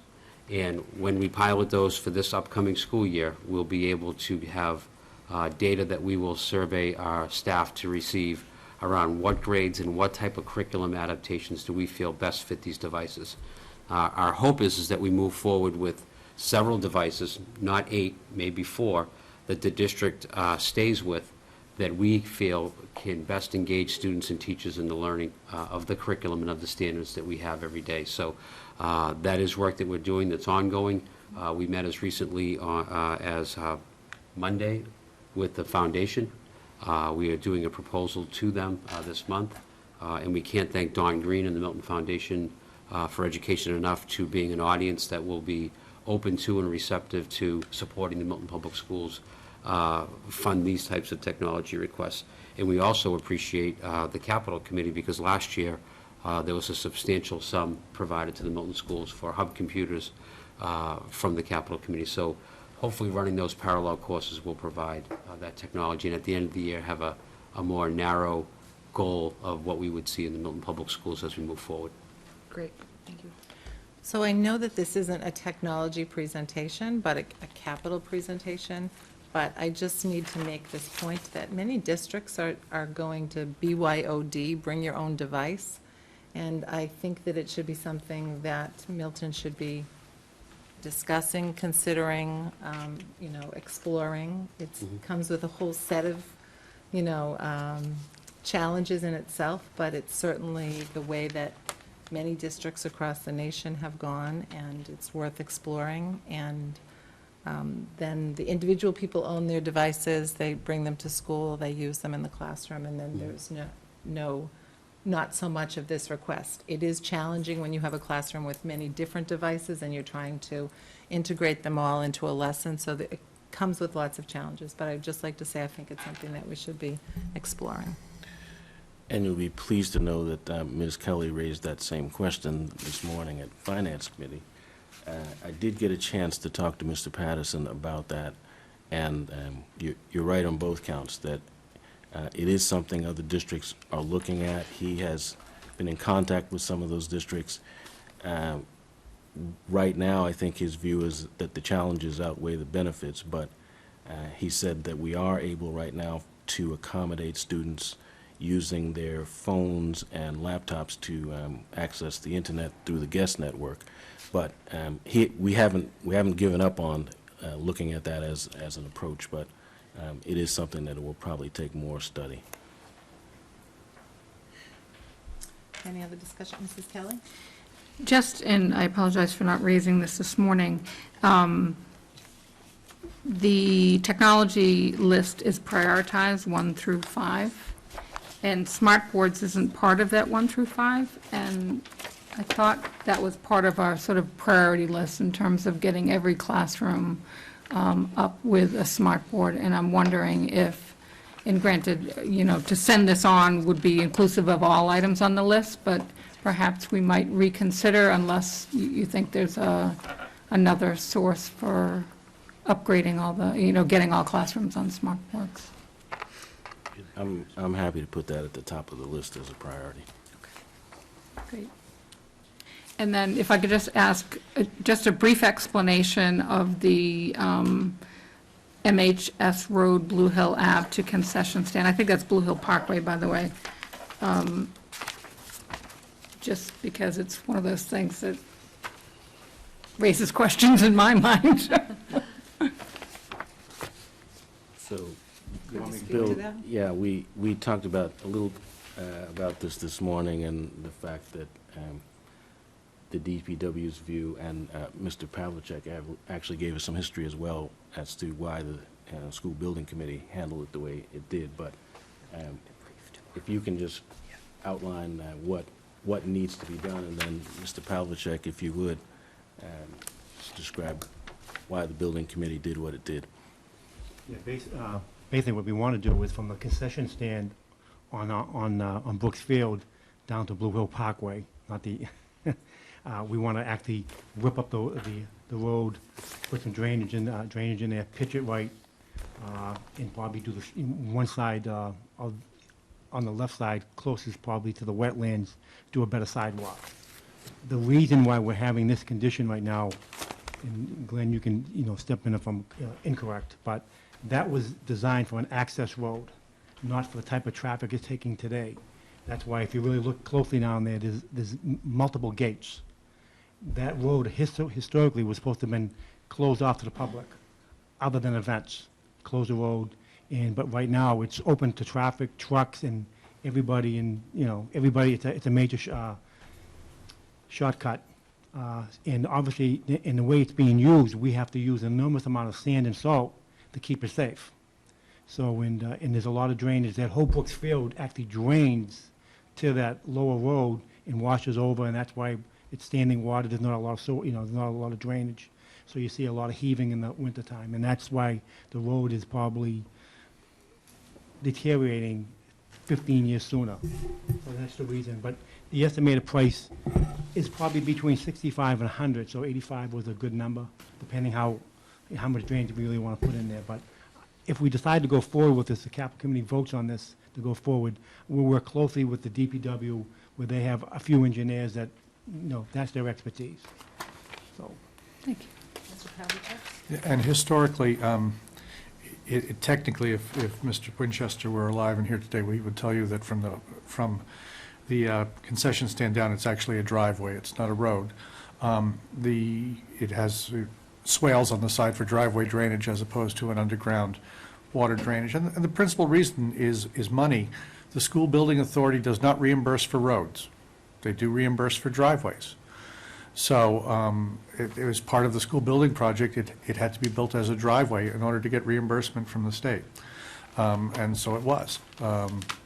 That's why the gates are down there. That's why it was able to be shut off and so forth. It was envisioned as a slightly larger version of the Channing Lane exit out into Gulliver, but has become really has become, for all intents and purposes, a road as people go up and down and through the property.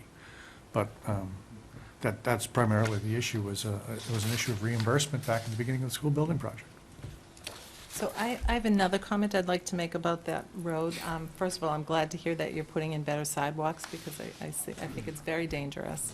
But I also hear a lot from parents about the speed at which cars go up and down there. So if you are in fact redoing that road, would it be possible to put in speed bumps of any kind? Because I think it's a dangerous area, and I've heard that from many, many people. We can make a recommendation, but being on the traffic committee for the town and working very closely with the fire department, the speed bumps are just not, they're so dangerous for fire trucks, because the fire truck is coming up, obviously in plowing, when you have to plow these roads in the middle of the night. So, they shy the fire department recommend, because I know it's brought up, there's lots of speeding issues in the town of Milton.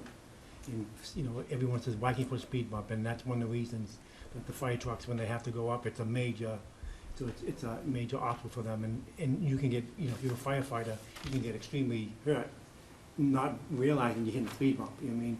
Trying to get to a fire. Not that they'd be using that access road, but you never know.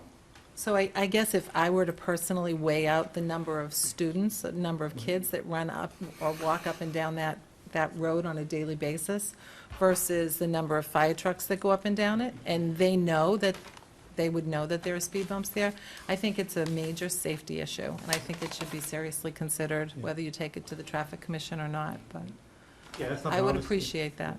Yeah, obviously, if we, you know, obviously, and it's a good point, so if we do go forward, in the design phase, we try to find another calming, you know, a calming traffic measure. Okay. It might be a wide speed bump, where it's not, you know, so it's, Right. you know, you get the same effect, people have to slow down. That's not my area of expertise. I mean, I would Yeah. trust you all that Yeah. are making that decision, but I would advocate on behalf of all the children and the families that drive up and down that street on a daily basis. Mrs. Kelly?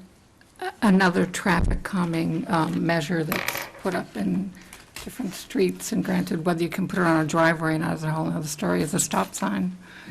So I don't know if that would help maybe that situation. if we could put a stop sign, and then it would slow traffic down. Yeah, they find it's amazing, and that's not really, you know, you know, it's nice, I've been on traffic committee now for almost 11 years, and it's amazing, it's really another whole section of engineering, and they say that, you know, after a few months, you don't even see a stop sign or a speed sign, because you're just so focused of driving, you just, eventually just becomes this, you know, part of it, it's amazing. That's why people constantly speed. It could be a revenue enhancer for our police department if we just sit there in the morning.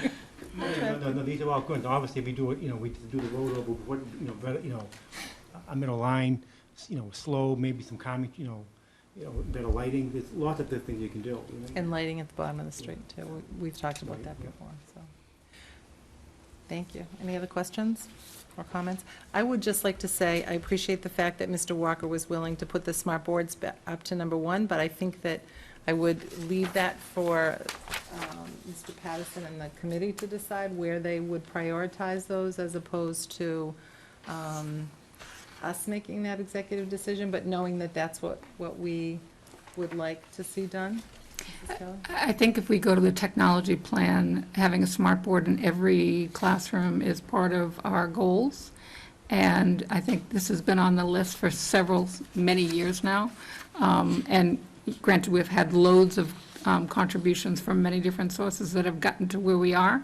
But I guess I don't want us to lose focus. And again, in terms of parity across all classrooms, I just don't know whether it's fair to have some classrooms that don't have that access. And I totally agree with you. I'm saying that there might be a reason why, you know, there are certain classrooms that don't need them, or, you know, a particular class.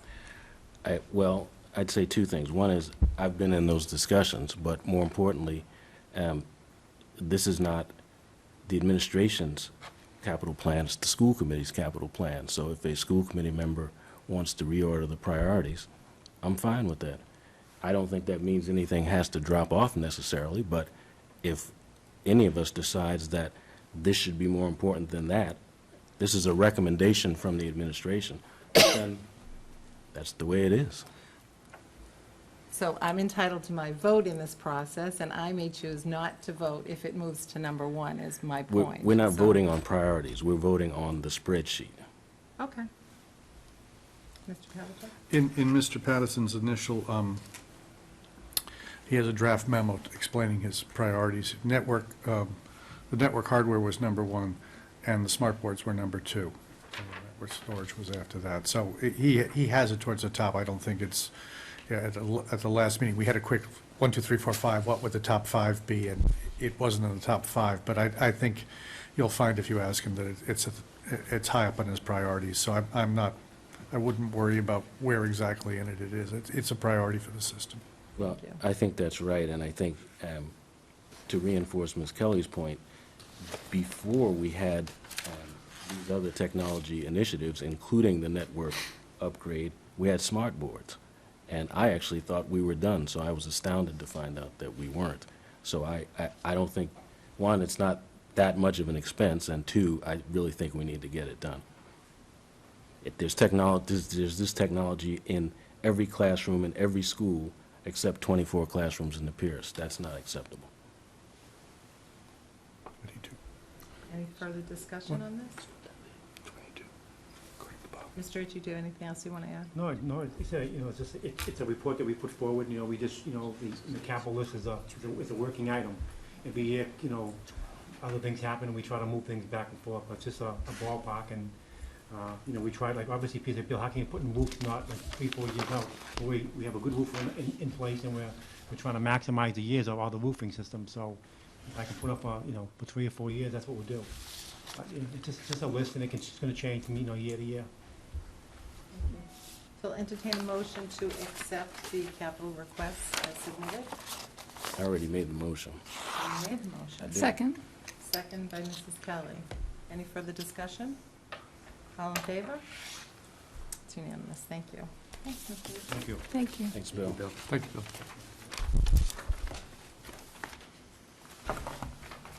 And thank you to the school committee for letting us go a little bit out of order there to let us go. We'll move back to, under the chairman's report, the superintendent's evaluation. I have a PowerPoint presentation for you, and while Mr. Phelan's getting it ready, let me explain to the viewing public and to the school committee members who might or might not know that teachers are evaluated, and there's an agreed-upon tool by the union and the school committee through the contract. And so, over the last few years, the Department of Education has come up with an evaluation model that all districts have been directed that they're going to use. And Race to the Top districts, as you remember, districts that were identified that were going to participate in federal funding, had to implement the teacher evaluation tool model earlier than the remaining districts in the state of Massachusetts. And I personally think it's an outstanding evaluation tool. All of the professional groups, there was a tremendous amount of public comment about the tool. They've also come up with a tool for administrators and superintendents. And so suggested from the Department of Education is that when the superintendent goes into this model, and I told the leadership team today, I don't know, Mr. Walker visited our team, I don't think he was there when I told them, perhaps you were. I said that having put myself in this model with you, the two of us working together, it's been good for me to understand the evaluation tool, and Mr. Phelan and Mr. Pavlicek have become involved in it too. I suggested to the principals today that we begin using their tool this year so that they're familiar with it when we, through our contract negotiations, have agreed upon the tool and we fully implement it in the Milton Public Schools. So I'm going to give the school committee and the viewing public a brief overview of what this evaluation tool looks like, and if an evaluation tool can be exciting. It is exciting, and it's very thorough. That may be asking. I know. And at the end, we're in the mid-cycle. I'll explain this as we go along. And there's a final evaluation. So I'm going to ask the school committee, so like a quiz, paying more attention to this. I'm asking you, before our next meeting, to fill out the final evaluation tool to give me mid-cycle input. And I think you're going to be impressed by how thorough and extensive the standards, the indicators, and the rubrics are. So if we go through this presentation, we'll put it online tomorrow, and I've put a copy in your book, in your folder. So if we might, just the history of where we are in my evaluation. I don't want to read to you, but at the August 15th meeting at our retreat, we voted to adopt this model to evaluate the superintendent. On September 12th, we brought your executive director from your professional organization in to speak to the tool to you. On January 9th, the school committee approved my goals, and at April 3rd, I gave you a mid-cycle review. Let me just tell you that this whole evaluation tool is based on artifacts. And in the teacher evaluation tool, when we're fully implemented, there's software that you have to purchase to go with this evaluation tool. So I've put, Mrs. Kelly, if you hold up that book, I've given you a book tonight of artifacts. Now, we could have put this online, but it would have been really tedious. So I've given you the paper versions, and I've given you a grid of where we are in the 2-year cycle. But when we get the piece of software, we'll be able to expedite this and give it to you online. This tool, as I said, was developed with all of the professional organizations in the state, principals organization, superintendent organization, school committee organization. It's a 5-step evaluation cycle. It begins with a self-assessment, an analysis, goal setting, and plan development, the implementation of the plan, formative assessment evaluation. That's what we were at in the mid-year. That's where we're at now because it's a 2-year process. And then in the end of 2 years, you'll provide me with a summative evaluation. So there's a flow to this process.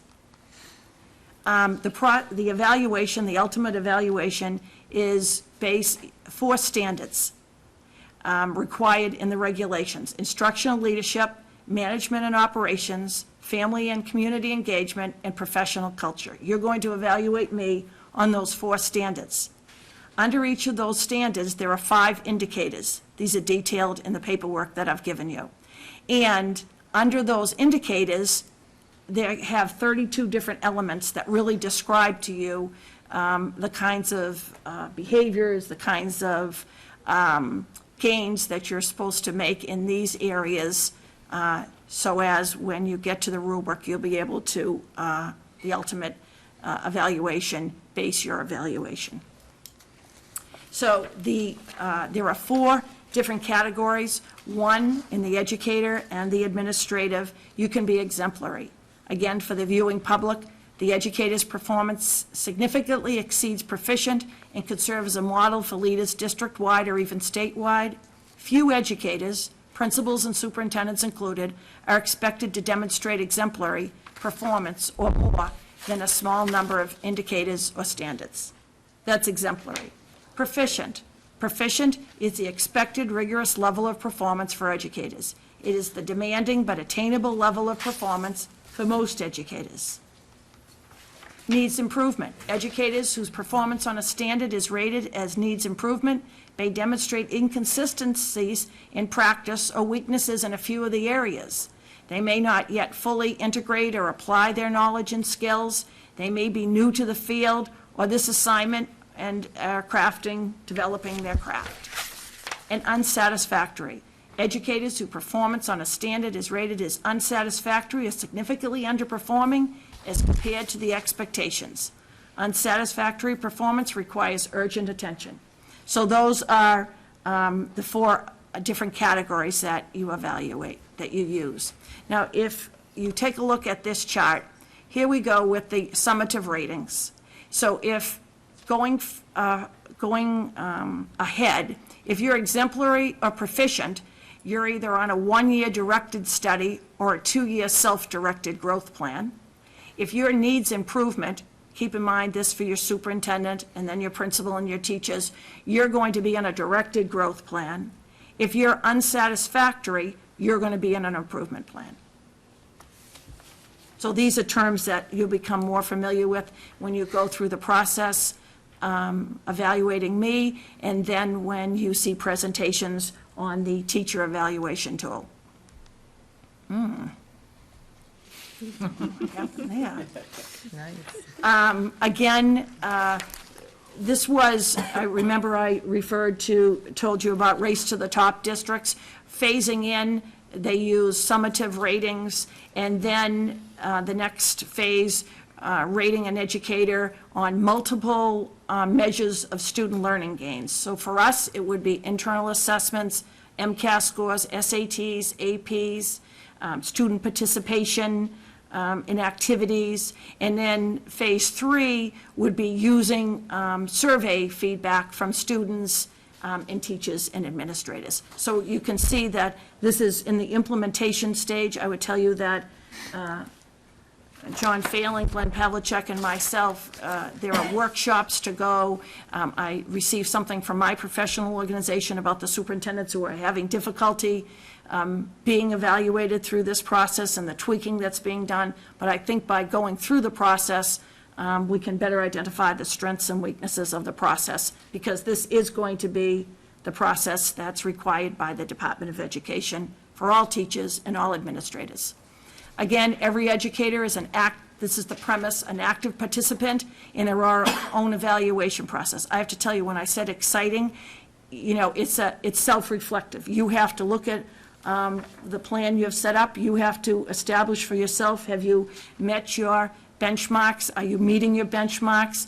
You have to provide artifacts to prove that you're meeting, again, the agreed-upon goals that you've set with the school committee or on the part of a teacher with their principal or administrator. And I would give you versus when we were evaluated as teachers, there's an evaluation form, and you're evaluated, and you're given the form. This is making the teacher part of what the plan looks like, what you're going to be evaluated on, and you're an active participant in the process. So step 1, a self-assessment. We've gone through that. I identified, again, for educators and myself, you agreed upon one professional practice goal. You become familiar with these when you go back over the materials, district improvement goals, and a professional practice goal. So all of those goals, again, I've outlined those for you in the materials that you have to evaluate me on. Let's go through this one. Excuse me? Yes. Step 2, public session. The superintendent and the school committee review the rubric. We've already gone through this. Are there revisions to the elements necessary? Are there elements for which proficient performance will depend on factors beyond the control of the superintendent? You saw sometimes a superintendent new to a district, or if there's something going on in a district, the school committee might adjust mid-cycle or mid-year what the expectations are. Step 2, analysis, goal setting, and plan development. The superintendent presents the plan, again, outlining the different goals. This part can be confusing, but I think I've articulated clearly for you in the material, the professional practice goal, the student learning goal, and the third, the district-wide improvement goals. Again, let me bring your attention to, the professional practice goals, student goals, and the district improvement goals. And you note that the goals might be multi-year, so we're on a 2-year process here. I thought this chart was very interesting. We've had lots of discussions. You were going to do your school committee goals. You can just see across the state and in this presentation how all of the goals, you spent a lot of time talking about what are the district-wide goals, what are the school committee goals, what are my goals, and you can just see by this visual how they're all intertwined. And for the presentation that Mr. Walker's going to give us, he got from me the district-wide goals, what the principals use for their school improvement plans, so they're all involved with one another. Every educator and evaluator collects evidence and assesses their progress. Again, bringing you back to, you're in evaluating teachers and your evaluation of me, you evaluating me, but I become an active participant in collecting evidence and giving you a self-evaluation to base that on. Step 3, the plan implementation. The superintendent puts the plan into place. This is what I've provided you, observations and artifacts multiple measures of student achievement, other relative data, and then not for me to provide you artifacts, but your interactions with me, the mid-cycle review that we had, our interactions at school committee, your observations of me in action, budget presentations, my newsletters, district and school improvement plans that you see that I'm responsible for, samples of leadership team agenda, and reports from students and staff. So again, it's a compilation of all of our interactions. We go on to every educator has a mid-cycle review. That's where we are now in the 2-year process. Again, I'm giving you this report. I'm asking you that we not wait until the end of 2 years, that you take the material and give me mid-cycle feedback as if it were the end of the cycle, so that, again, I think it will be formative for me working towards that summative evaluation. The school committee and the superintendent review the progress, so that there's a discussion, and any adjustments are made. When you go over these goals that are 2-year goals, you might want to add to those goals, you might want to question those goals, you might want to adjust those goals. Again, we go through the second year, and then every educator earns one of the 4 ratings that we went back to. Remember the quiz? The 4 ratings that we started with. And the superintendent, again, I will submit to you a similar with artifacts, how I feel I've progressed on the goals, what goals I've achieved, what I haven't. They ask you for benchmarks under each goal and key actions under each goal. And the school committee members review the evidence, they assess the progress in each goal, and they give the superintendent's ratings on each of the standards and an overall rating.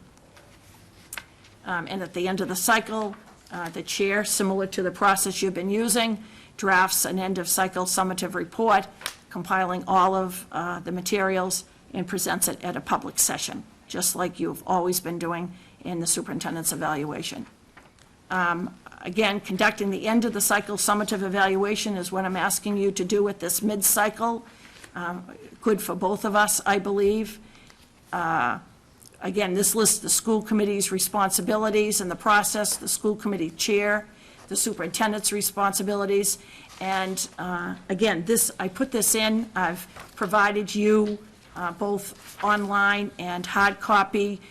These are the 4 standards, and again, it's hard for the viewing public, but this will be online on the web tomorrow. I filled in here are the performance goals. I've given you the professional practice goals, the student learning goals, the student improvement goals. And then here are the 4 standards that I told you about. The indicators, there are 20 indicators, 5 indicators under 5 to 4 indicators, and then you'll see the rubrics under each indicator. I apologize for the print, but that will be online. I just wanted to get you a flavor that they explain to you. I should have taken one under student learning and explained to you the different areas that they're asking you to evaluate. And then you're asked under each standard to, excuse me, let me go back. Under each standard, you're asked to, again, I've given you a tremendous amount of detail in your packets, so when you're asked to evaluate me in each one of these areas, they'll give you feedback about what you're supposed to be looking for. And then, again, this is for each of the standards. If we go back, instructional leadership, management and operation, family and community engagement, and professional culture. And then a summative evaluation at the end. After 2 years.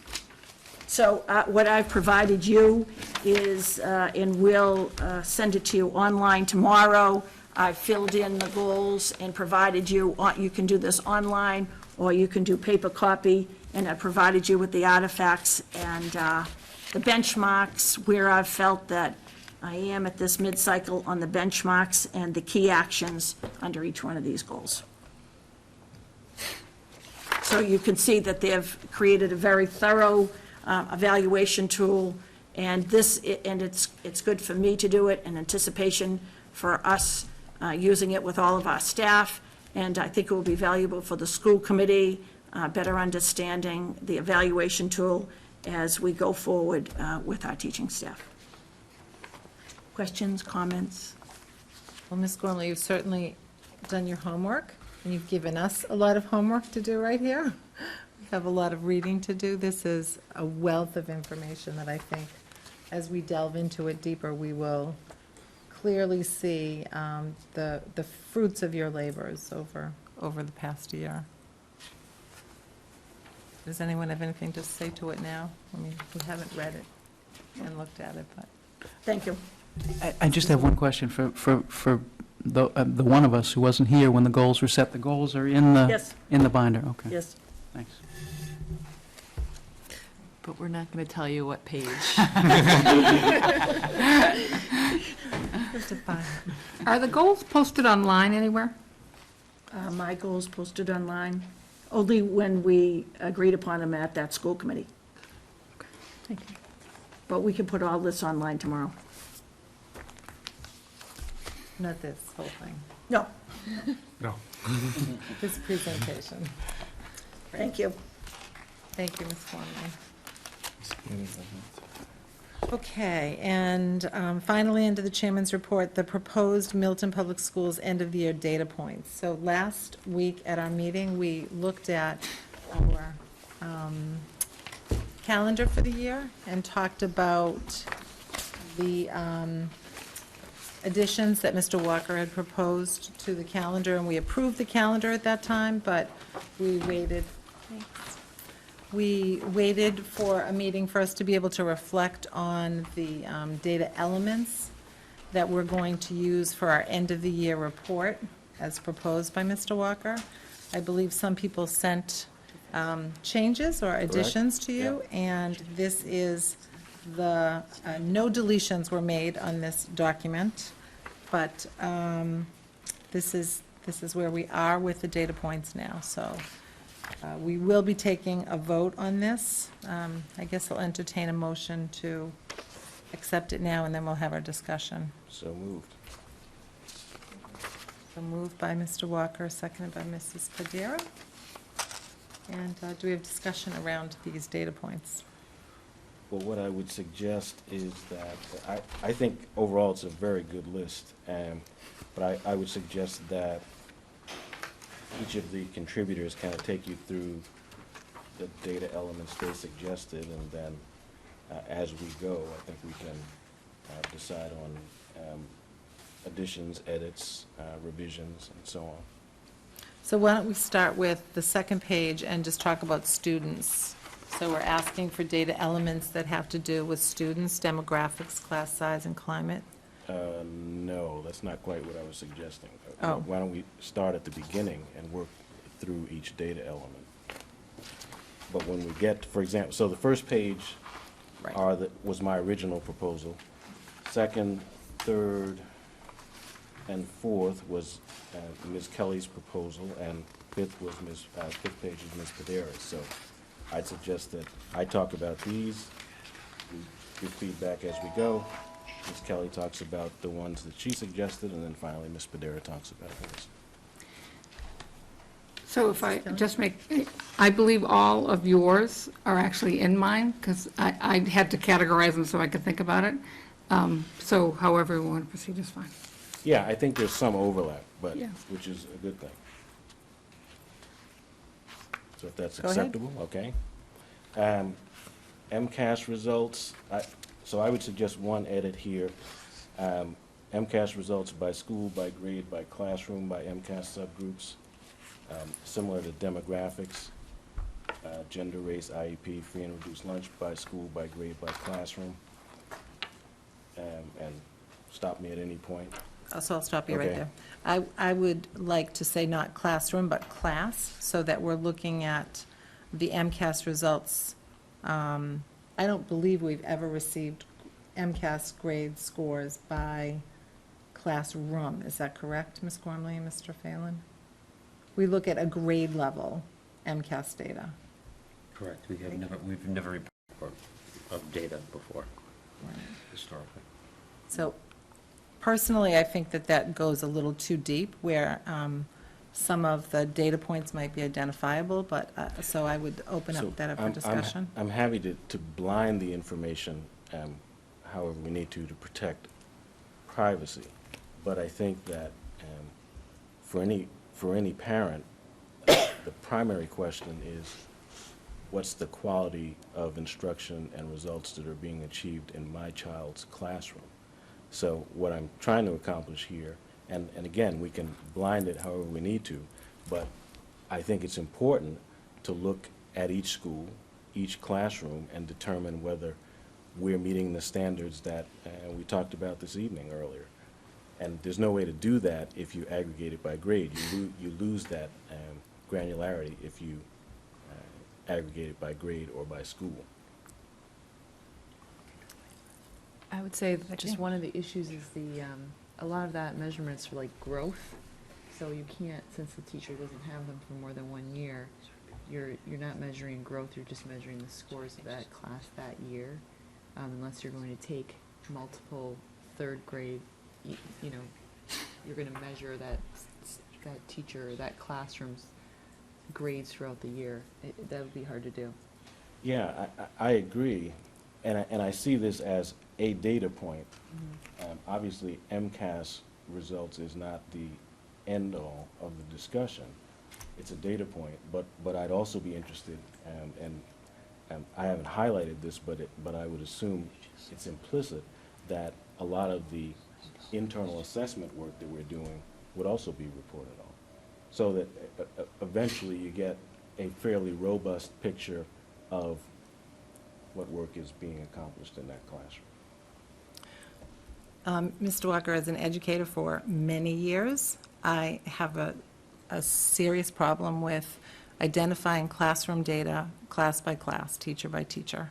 And I think that the variables that play into data from a classroom year to year, that play a very strong role in contributing to the results of the data, and aren't necessarily captured in a number, in an MCAS report.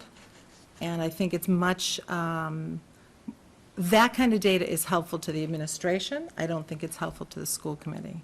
And I think that if we analyze it at a grade level, then that's deep enough to go into it. So I have no problem with MCAS resulted by school, by grade, and by subgroups, but not by class.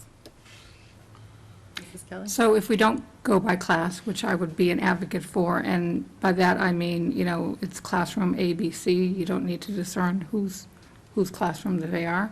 If we can't go to that level, then I would definitely say by program. Because if we don't, as an overseeing body, look at results, French and English, I think we're not doing our job. So if we're not in agreement that we should go to the class level, then at least we should go to the program level on a regular basis, so we're getting that data every year. Any other comments about this point, Mr. Zulus? Does the administration have a view on I this? was going to ask that when I heard from, no, it's okay, I just wanted to hear from everyone else first, Ms. Gormley, to see if anyone else has any comments on it. I don't want to hold it, this is end of the year.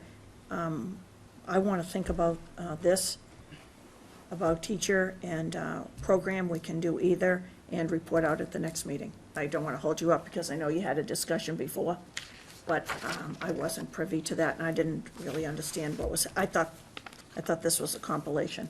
So if I report out at the next meeting about that, a recommendation rather than right now? So why don't we continue through the discussion so that you can hear the full thoughts behind this, Ms. Gormley? Does that make sense? Sure. And then Thank you. you can weigh in. Percent of teachers in the administrative evaluation cycle by school, percent of those teachers receiving distinguished, proficient, fair, novice, and unacceptable ratings. This will change when our evaluation tool changes, but for right now, those are the ratings we're using. Average SAT scores by race, gender, IEP. class size by school by grade, number of lead teachers. As I said, last meeting, I don't know that we're using this designation. It's allowed for in the contract, so if we do start to use it, I'd be interested in that information. Year-end budget report is something that we do. Could you just go back and finish the lead teacher one? So you want the ratings of those teachers? Yes, And evaluation rating of mentored teachers? yes. Go ahead, sorry. You just didn't finish that one. Year-end budget report, which we already do, list of the year's highlights and disappointments, list of the year's resource and program shortfalls, and 2011 versus, whatever, year-over-year staff by race, gender in the following categories, and it's every category that we have employees in, instructional staff by school, by grade, separating teachers and aides, administrative support staff, custodial staff, food service staff, department heads, district-wide coordinators, principals and assistant principals, and business office staff. And that was race and gender of those last. Yes. Any further comments about this list? So again, I would say that personally, I'm not sure where I stand on percentage of teachers in the different evaluation ratings. I believe that that's something that the administration deals with, but I will wait to hear from Ms. Gormley's comments on that. Yeah, I don't want to extend this discussion too long, but this idea that the administration might have information that's valuable, but the school committee doesn't need that information is not consistent with what I see as our responsibilities, which are to ensure that through the superintendent, the district is meeting the goals and policies that we've established. And the only way to do that, the only way to exercise that responsibility competently is with data.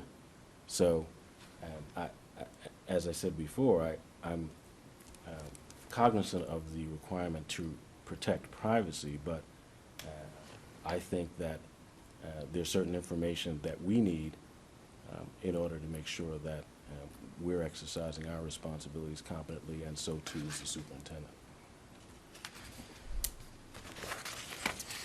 Mrs. Federa?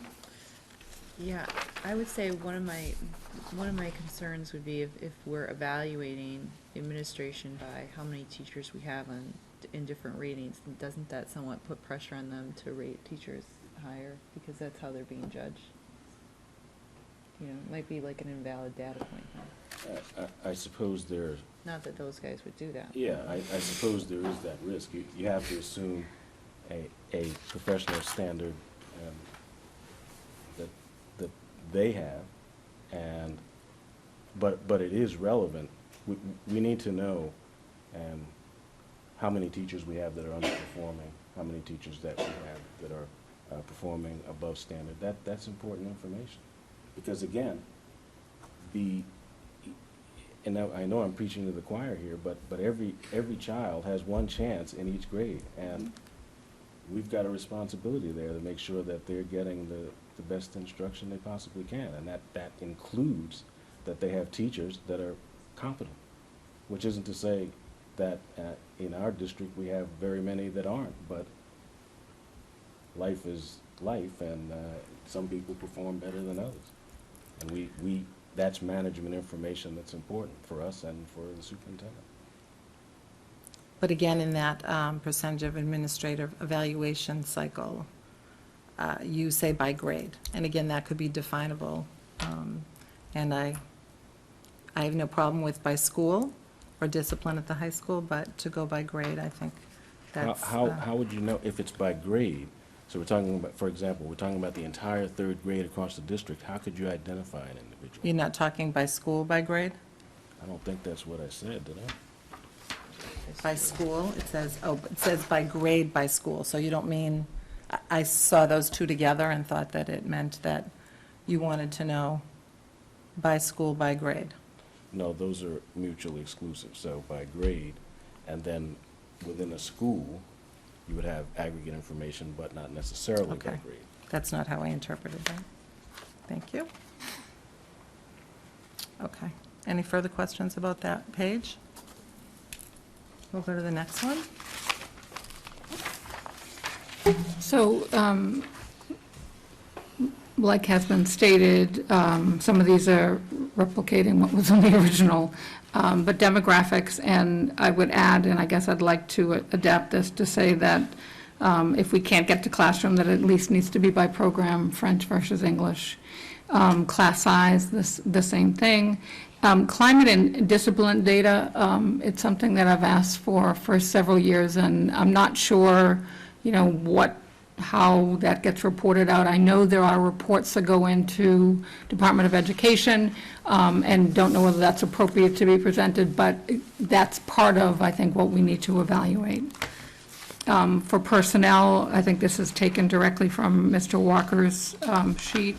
I would like to have some measure of recruitment, hiring, retention, that aspect of personnel.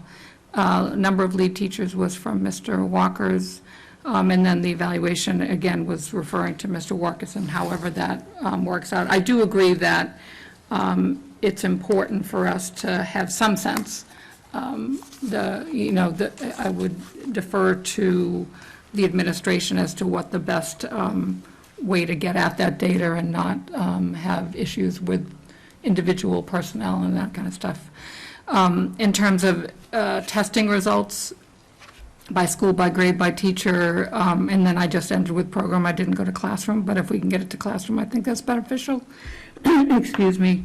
The demographics of the different programs, average SAT scores by race, gender, IEP, AP tests, number of tests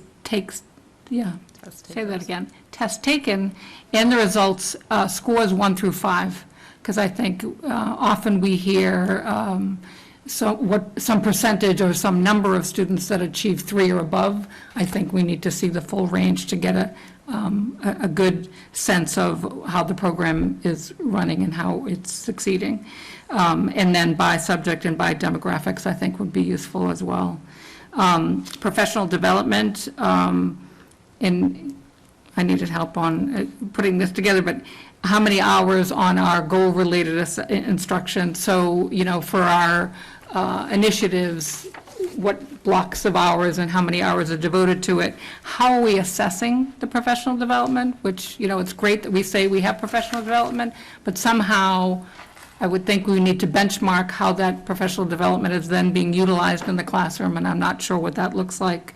And I talked about this next item with Ms. Gormley over the weekend, but, as I was looking at other districts, a lot of districts do professional development over the summer, where they send whole grades of teachers to a certain professional development, and can we get to that point? Granted, it's going to require resources, but I think if we can do it rather than one day here, one day there, 2-hour block there, I think it may benefit the whole system. The last one? Oh, no. Special education. So, special education is one of the gaps that we have, and I think we need to try and get our hands around some sort of reporting that will help us figure out sort of are we heading in the right direction. So one of the things that in my mind popped up was the summer program evaluation. And the reason that popped up is because I believe we implemented this past summer a shortened summer program based on data that was collected during the year about how much regression there is in individual students. So one would hope we would use that same methodology for what happened over the summer months to be able to evaluate whether that cutting back of some of those hours was okay, it kept people in place, or did it really have some impact? And I would hope that we're trying to do something this fall to be able to assess that. IEPs in place and signed, I think we always assume that that's the case, but is there reporting that might tell us the time frame with which that was done, et cetera, that might be useful? Assistive technology, that's something I would like to hear about. What kind of technology we're utilizing in the classrooms to help students who need that type of support in terms of accessing the curriculum. And then in that, I was thinking this would be happening at the end of the year in June. I think it was on the calendar, what's this coming summer program as a result of sort of what's happened over the year. Technology, so if we had something that would just sort of list sort of the added technology that we keep adding every year. And again, I look to smart boards, but all the other technology they were bringing in, how are we assessing how it's being used, how often it's being used? Is there a way to get at that kind of data point? And then, again, professional development with regard to technology. One of the concerns that has been raised in previous meetings was, we have these smart boards. Does every teacher who has one in their classroom know how to use it and use it effectively, and are they using it to its full potential? Finance, the year-end budget report that Mr. Walker referred to, and I just had a question as to whether in your mind that was the final fiscal year expenditure report, or is that the end-of-year report that actually goes out in October? More the former. It's as close as we can come, and I think on the calendar I proposed that this end-of-year report be in June. So it's as close as we can come on a budget report that shows us by line item where we're over or under. Got it. Okay, so it is our own report. Yes. And then, obviously, one of the products of that review would be resource shortfalls as we had progressed through the year. And then the other refers to the two items that Mr. Walker had listed on his sheet. Mrs. Pilley, I appreciate the way you've broken out the list. It's clearer and helpful, I think. Thanks. Clearer. Clearer. Not that this wasn't clear. Clearer than Mr. Walker's. Like. Yes. Right. That's what I heard. Yeah. I note in the record I take offense, but let's move on. Okay, so just the graduation rate, I think that's pretty self-explanatory. Percentage of our students attending college, but both broken down with 2-year and 4-year. I'm fine with Mrs. Kelly's way of looking at all the scores, but I just did want to see the percentage of students we had passing on the AP exams, and percentage by, I did want to look at a class. I know that we have some issues with their very, very small classes, and looking at that, and that's fine. We can just look at it any way we can, look it to the administration to do that. Average class size, elementary, middle, high school, if we could break that even down by schools in the elementary, that would be great. The percentage of students taking the SAT, I know we always get that, but also the percentage of students taking the SAT more than once, because I think generally students taking it more than once seem to do better. So if we can up that, my goal would be to look at that number and increasing that number. I expect this to be a really low number. It's more of like, because we have a new athletic director this year, and I think one of our goals should be on improving the athletic program as much as possible. And I was trying to think of a way of really shooting for the stars in terms of getting more athletes to register for Division I and Division II sports in college, as a way of just promoting sports beyond high school, having healthy attitudes beyond high school. I think a lot of students that participate in sports in college tend to do better in college, live a cleaner lifestyle in college. So that would be just one benchmark, but I think we should, depending on how I'd be flexible in terms of how you wanted to break it down, also looking at how many athletes we have participating in sports, how many students we have participating in clubs, and how that breaks down from freshman year to senior year. And looking at Pierce as well, but obviously that's a little bit, it's not as ingrained, we don't have as many options, but still looking at that throughout those schools. And then the student-teacher ratios through the schools, in every school, and our per pupil expenditure. So, Mrs. Federa, I just have a question. So the third bullet about percentage of students scoring on AP exams, percentage by class, and you mentioned the small class, so some of them are small. So is it by test? Is it by the Yeah, I mean, by test would be fine. It doesn't necessarily, I don't need to be by classroom. I just wanted to see how we're doing, like, science or biology. subject. Right, by By subject. subject. Thank Right, you. okay. Yeah. Thank you. Any other comments about those additions? So we're going to table this vote and take it up to the next meeting when we'll ask Ms. Crawford. I'd suggest an alternative. Why don't we table the first data element and move approval on all the rest, which there isn't any concern about. Well, it depends on if we go with Mrs. Kelly's,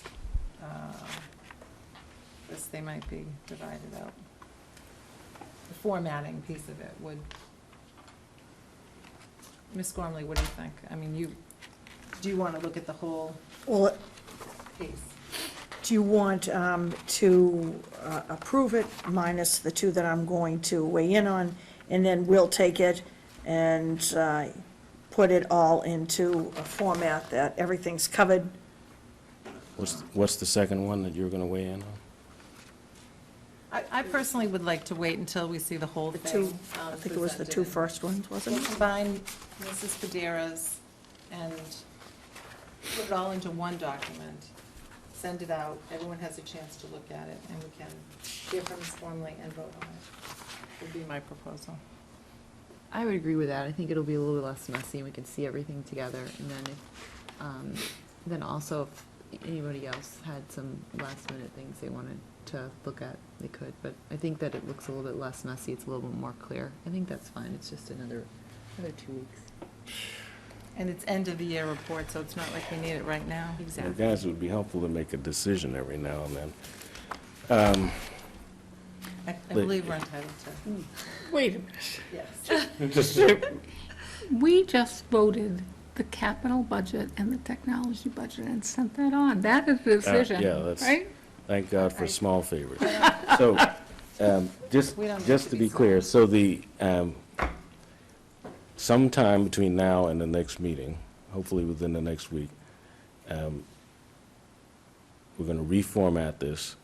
The superintendent went in the reformatted version, will make her recommendation on the one or two items where you've asked her to weigh in.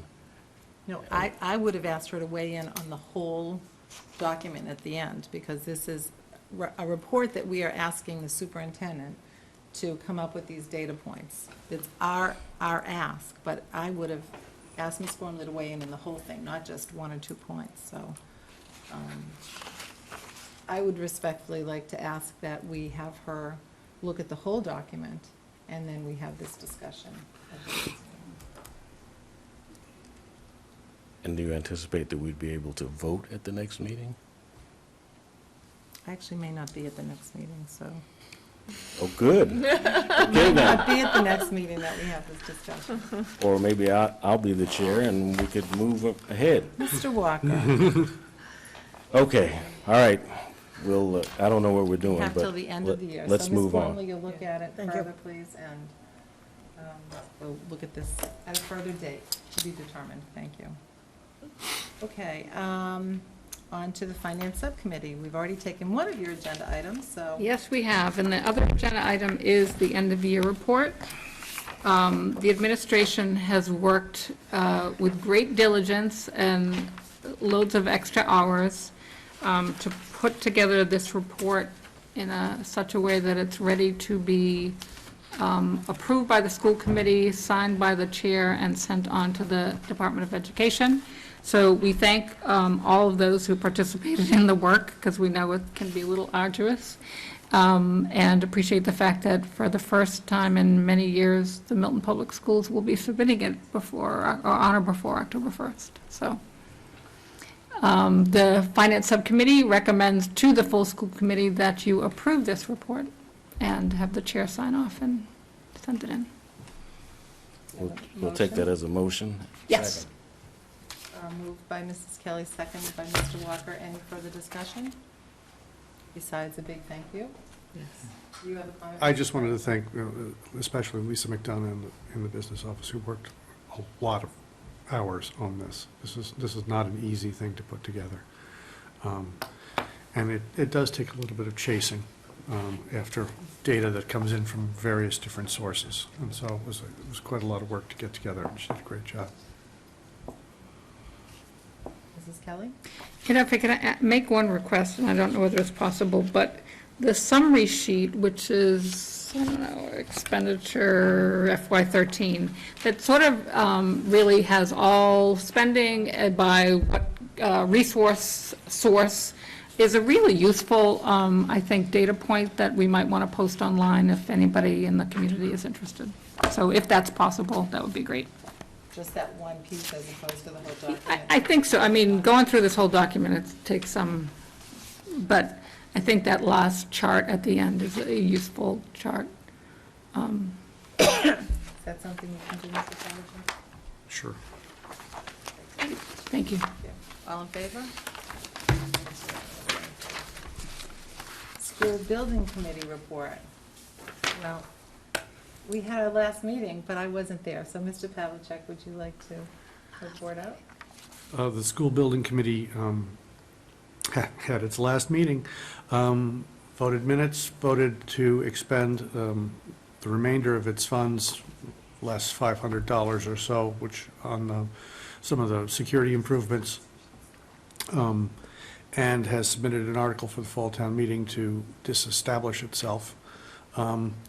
The remaining funds, there's about, as I say, $500 or so left unspent, and there will be an approximately $120,000 rebate from the insurance program, owner-controlled insurance program that should be coming this year, would be used at the spring annual town meeting to offset the cost of debt service in the same way that the last year's owner-controlled insurance payment was used to do so.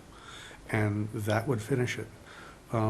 We are in the process of trying to prepare a brief summary report that Mr. Chicala will give at the fall town meeting on the at the time of disestablishment, but just to give a quick overview of, you know, what the final costs were, what we got for it, and, you know, a variety of things like that, but just sort of a brief overview. So to sort of sum it up before we go out of business. And Mr. Bravo. Pavlicek, did you know Congratulations, you all. on all of the agendas, all of the minute meeting, it always says the meeting number. Do you remember what number that was? And it's at least 13 years of meetings, correct? I once counted it up because there were full school committee meetings, full school building committee meetings. There were elementary and secondary subcommittee meetings, and there were also weekly project meetings of the different groups.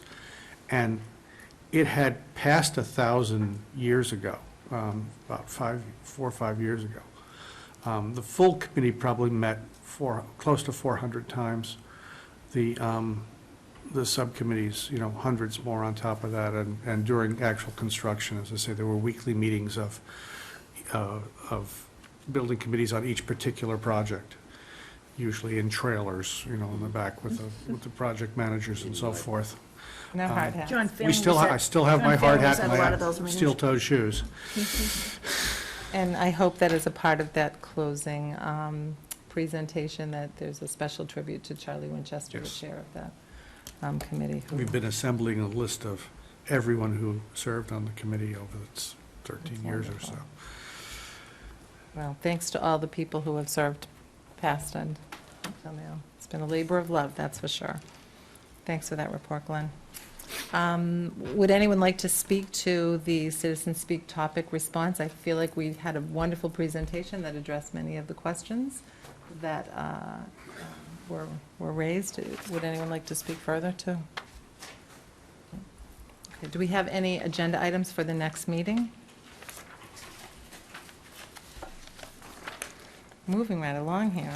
Okay, and there's no one here for Citizen Speak, so at this time I will entertain a motion for the, to go into executive session, not to return to open session, but to adjourn directly from executive session for the purpose of negotiation strategy for collective bargaining with AFSCME and with the MEA, and to discuss deployment of security personnel. Do I have a motion? So moved. Second. seconded by Mrs. Padera. This is a roll call vote. Mrs. Kelly? Yes. Myself, yes. Mr. Walker? Yes. Mrs. Padera? Yes. Mr. Zulus? Yes. Yes, thank you, and good night. Thank you, Natalie and Madeline from Milton High School. And Hazel. Have a good night.